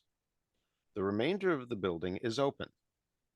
Between the pair of columns, on the northwest and southeast walls, are windows that begin 20 feet from the floor and rise to the top of the arch 40 feet away. 2 archways open in the center of the northeast wall, and 4 open in the southwest wall. The roofed northeastern area is split into 2 parts, a windowed wall spanning the pillars between them. In the approximate center of the 100-foot by 60-foot room is a 30-foot by 20-foot pool of polished white stone. Dust has filtered in through the open window and door, lightly covering the floor and the pool bottoms, which slopes towards the center. A long pool fills most of the southwestern open area, which likely was once paved with grass. The far ends are quite shallow, and the floor slopes down gently toward the center portion, which is filled with dust, sand, and debris. The walls and exposed bottom of the pool are made of highly polished white stones set into mortar. With that, I will again direct you to the campaign play section so that you can see a map of that area. And, you know what?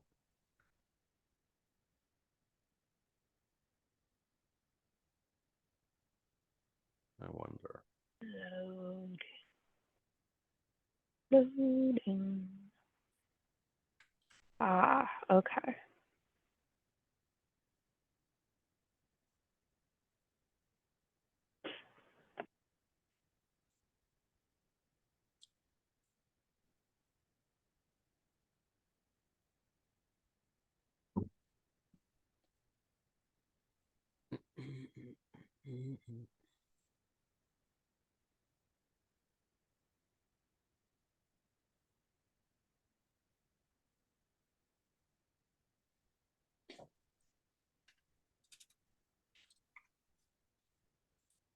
All right, so that should give you a good feel for what you're looking at. And let's see.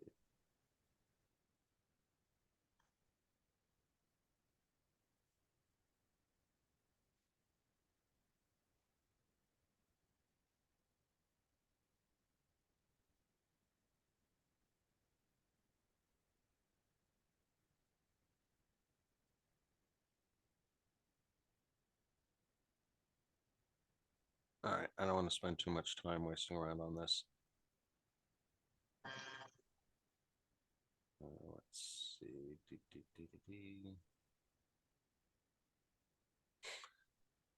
All right, so that gives you a feel for what it looks like. As I said, you're coming in through the southeast. So yeah, the long side is the one facing you. You can see the long pool with the individual seating areas, or actually they're stairways down into it. And again, they're empty pools, but they obviously were pools given their slope nature, and they are only lightly covered in sand, dust, and debris, so they should be easy to dig through.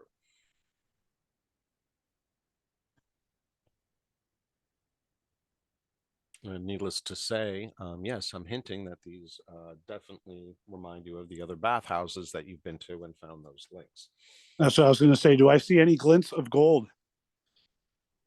Not at the moment, but you have every reason to suspect you'll find more down underneath the dust layer.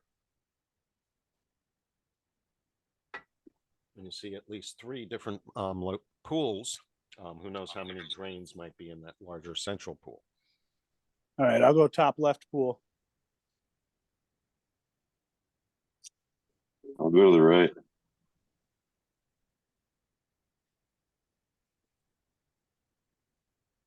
Go. All right, and I think that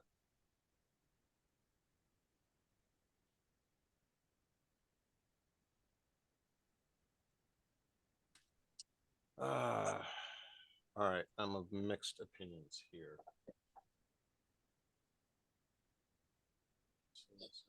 Yes, all right, here, let me try this quick.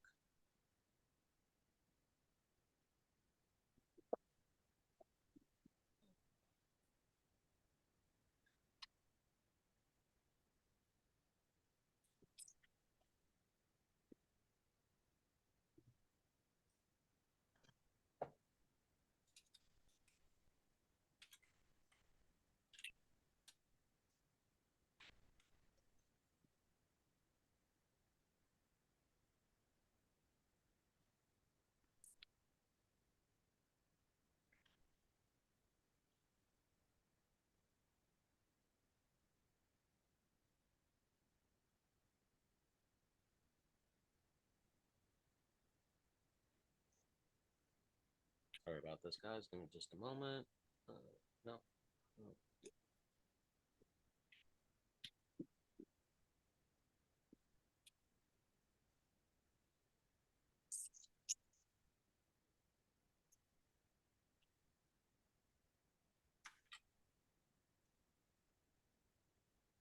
Come over here.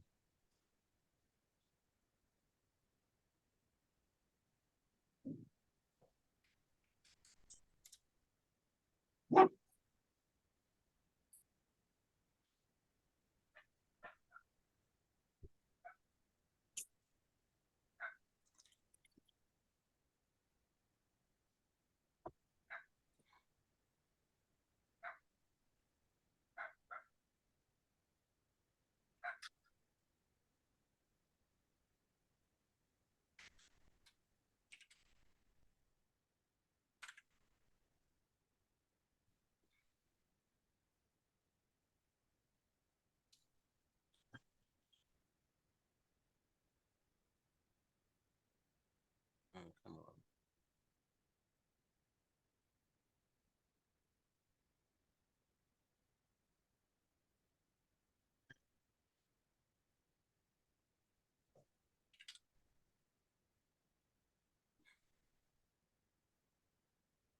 All right, this is the best I can do for the moment. Hopefully it will suffice. Make sure I grab them from the right spot. So, Redreth, Kelly, Mizram, Peckish.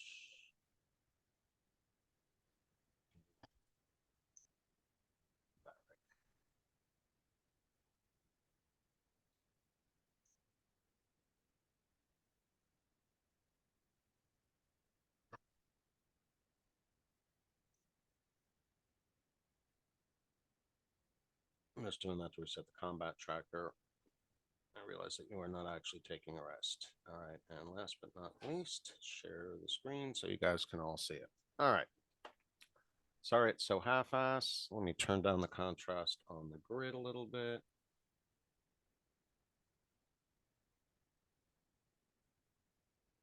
Oh, much better. Much better. All right, so that should give you something to work with in terms of us being able to go in there.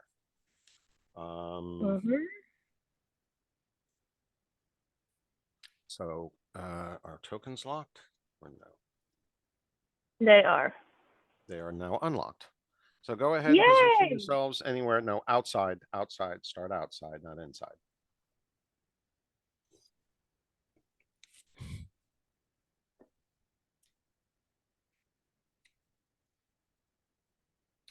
And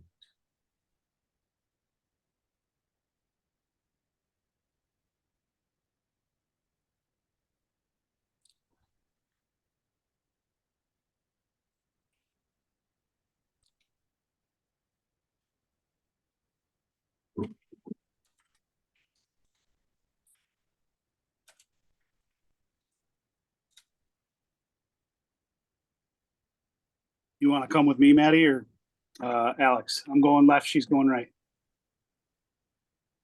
Oh, I was gonna go right. I said I'd go right after you said you go left. Okay. I just know you can't move yet, so I just wanted to double check. Where?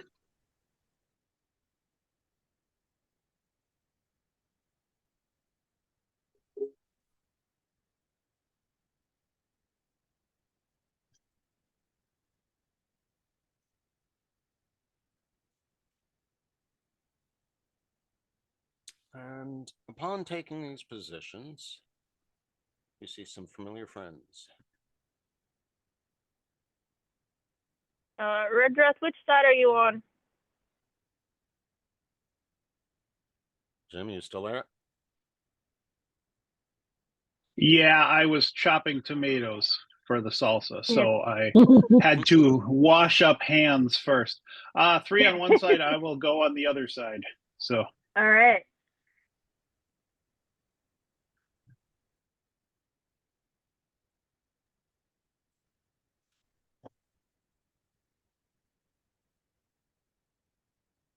And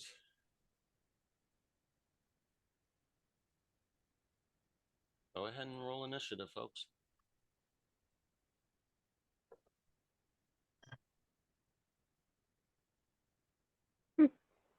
Not bad. Not great, but not bad.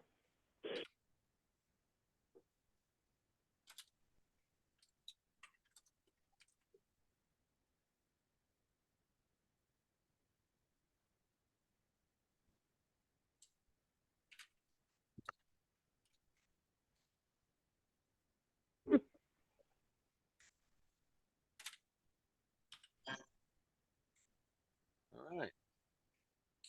Varric, it looks like you're the one who gets to take points this time around. Nice.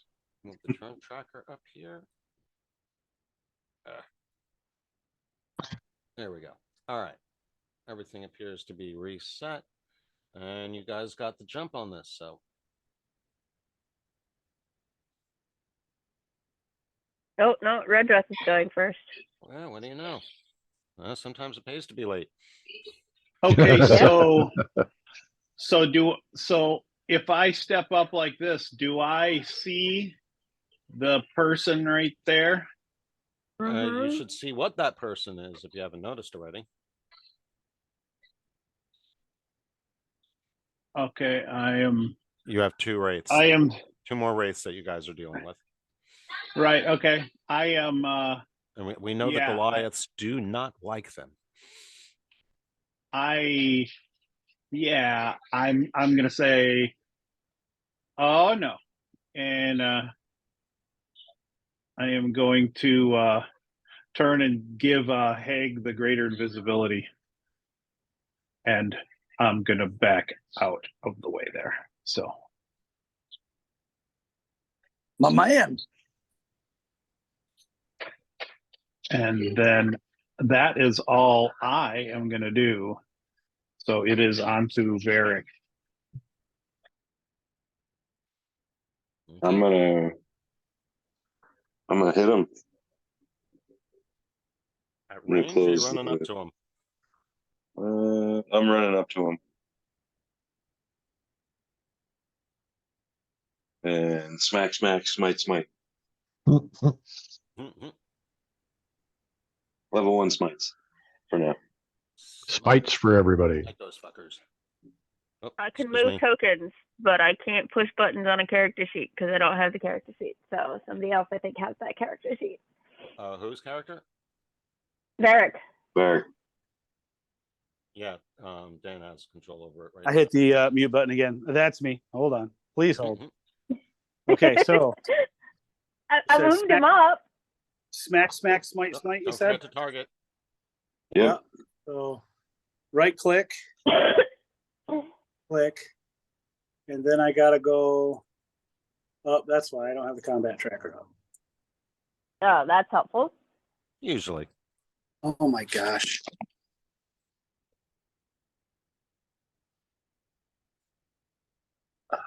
There we go.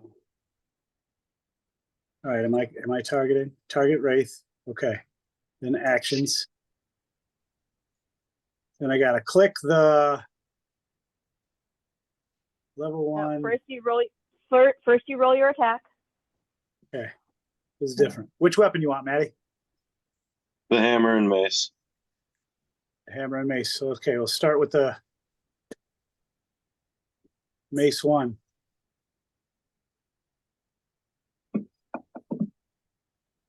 Oh, miss. And then I see refined light hammer. Yep. Do you want that or the flail or the morning star? The light hammer.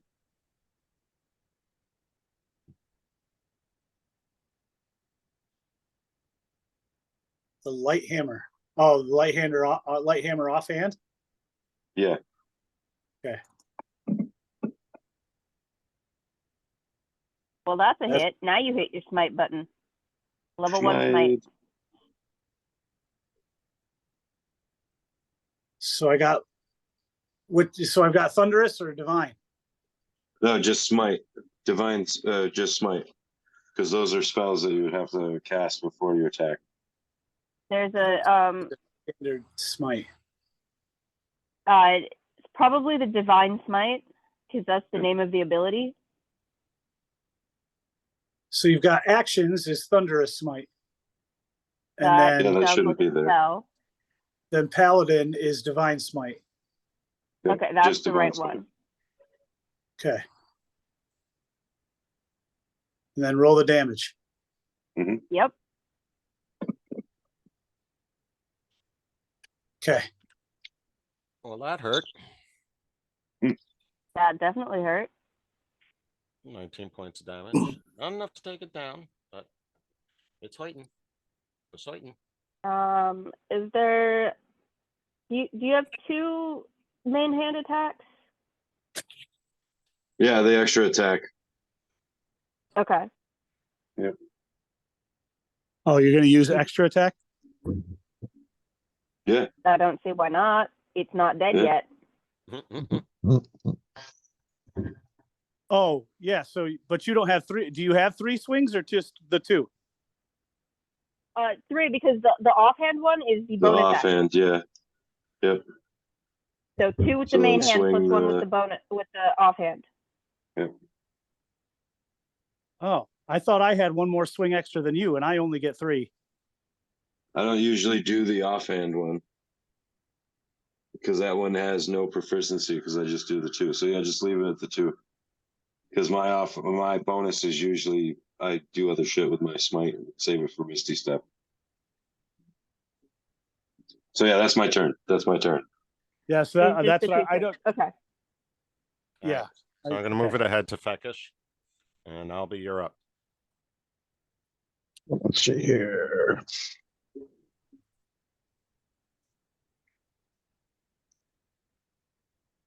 Whoops. Oh.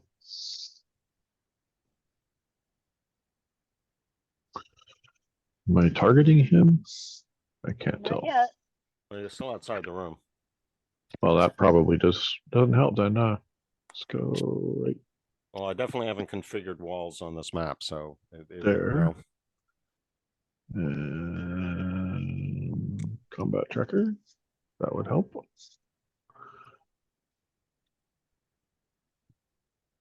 Why am I drawing an arrow? I don't want to draw an arrow. Because you've got Just want yourself targeting. selected. and it's showing your You get range. when you target, if the source of the targeting is selected, or you hover over the token that is the source of the targeting, then you will see the arrow that There will we tell you go. how far away your target is. It's a lot of neat features in Fantasy Grounds that are not well documented, or documented Correct. at all in some cases. Yes, and that's actually something that's been around since Classic. Hits, yes. That is a hit. Damage. Dun, dun, dun.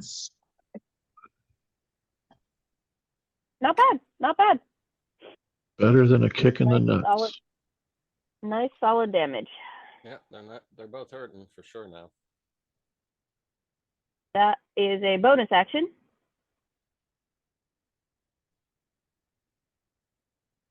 I don't get to hit him again though. Not with the spiritual weapon, but you could do something else with your main action. Just be prepared to defend myself. So in this turn, casting the spiritual weapon is his action, isn't it? I believe nope, it is. it's a bonus action. Nope, spiritual weapon is a bonus action. Casting time, 1 bonus action. Huh. Yeah, but then he can't. But then he can't hit with it. as part of casting a spell, you can still smack with it. Okay. I thought it was always treated differently. That definitely changes the mechanic on it. All right. Not in 5th edition, as far as I'm aware. All right. So yeah, she's That right. ends Then turn. you still have a normal action. Yeah, I'll just defend myself. Okay. And Haig, you are. Invisible Hag. Hey. Mhm. Okay. Here I come to save the day.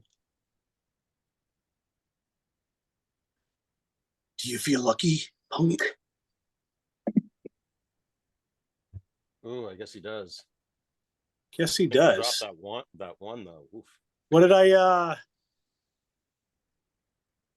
why did I roll Why did I roll with advantage? Because you're invisible. Oh, because I'm invisible. You are invisible.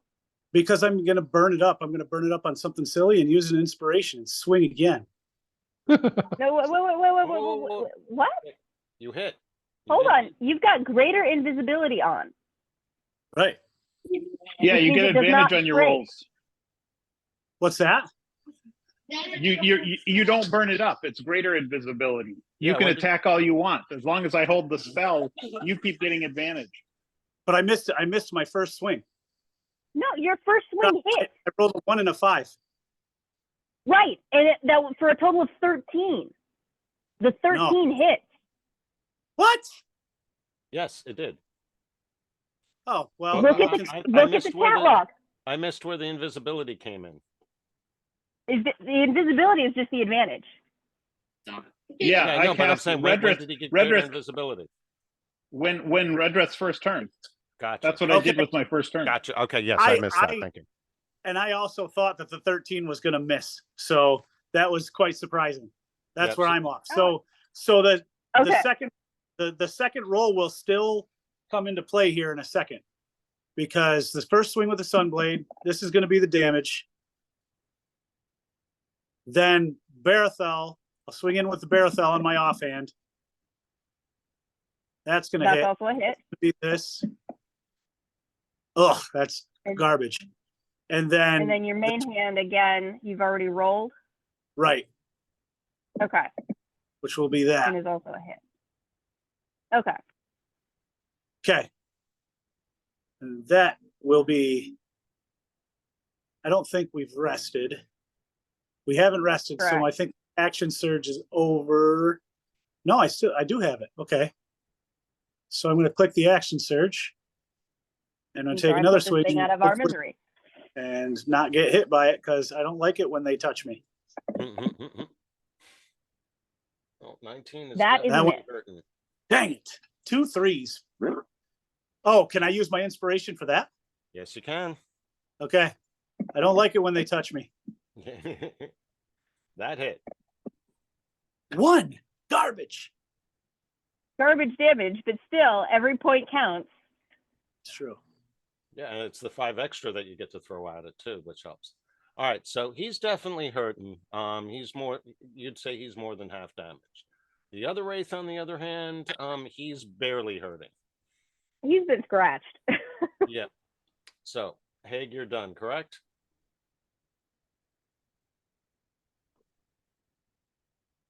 Dan?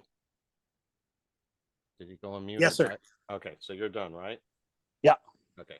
So now, needless to say, he's kind of taken an interest in you. Who knows why?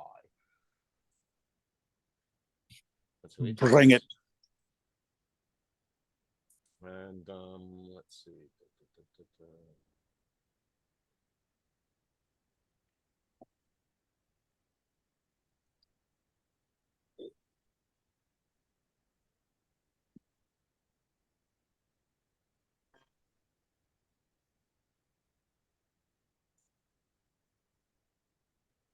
He's going to start, obviously, with his usual.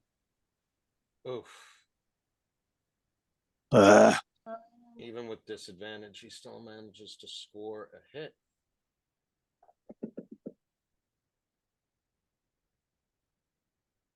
Ouch.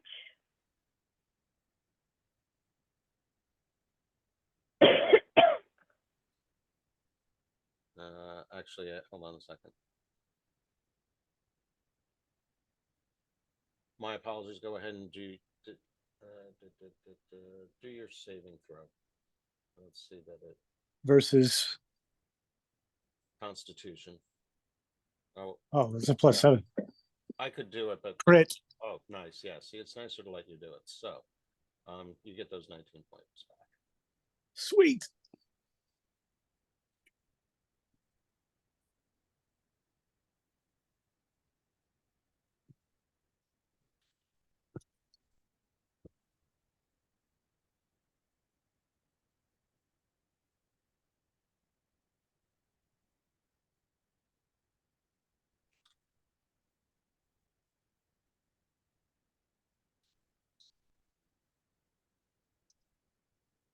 All right. However,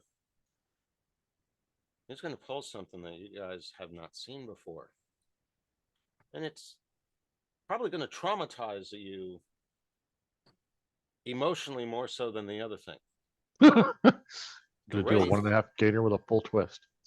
I'm not going to mess up the map, and because you know what happens when you overlap, but he moves into your space and ends its turn in your space, Okay. causing Ouch. 7 points of force damage as you are forced out of the space. Okay. Ow. I can do that. And he ends his Wow. turn, allowing Kaylee to get into the mix. Apparently, being Now- invisible doesn't stop it. Hold on a second before you go. We are in the middle Yep. of the first round of combat. It looks like Mhm. you, the other Wraith, and Mizram still have yet to go this turn. We are past our normal end time. So quick vote. Do we want to end the round or do we want to call it here? Finish the round. Finish the round. Yeah. Okay. I'm glad you said that. Makes it easier on all our parts. So, okay. Yeah. Kaylee, go ahead. All right. So, I take a half a step forward and shoot that one. I need to.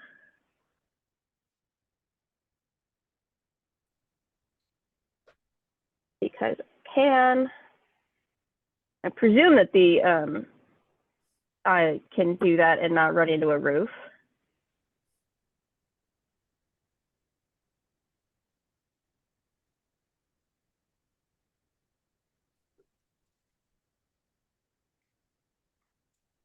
Ooh, nice Very solid hit. nice. Very nice.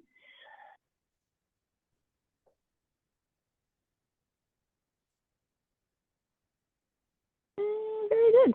Very good. And then I'm going to step back here. Always nice when your teammates get close enough to give you a sneak attack, isn't it? I know. It's always nice when I don't have to ask. Can you move just a little bit closer? Yeah, I know he can touch you, but just a little bit closer. Just a little bit, please. I give you my shield. Ooh. All right. There we go. That is my turn. Hopefully all of that is acceptable. Well, he looks in your direction, and if a Wraith could look pissed, he obviously does, but he's also looking more pissed when he starts darting his spectral eyes around like, where the fuck did she go?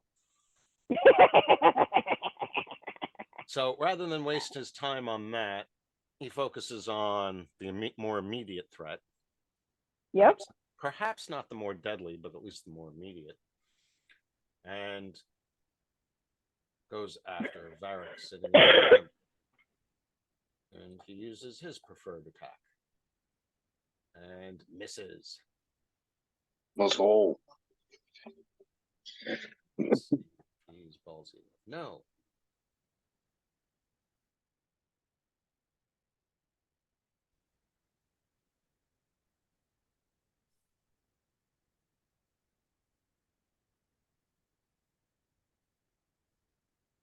All right, so that takes care of that wraith. And Mizram, you get to end off our session today. Right, you see me duck waddle up to the doorway, still trying to figure out how to use my elven feet.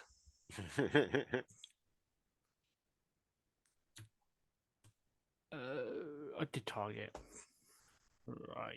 And you see frost form around my hand, and I just throw a frost bolt bite. I keep saying bolt. I keep forgetting it's bite, not bolt. Bleh.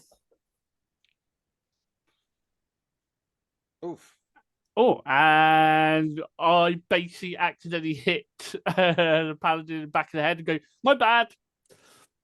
No, And the then, wraith No, failed. you cast The frostbite. wraith right? failed. The wraith failed. oh, the wraith Not failed. Ooh.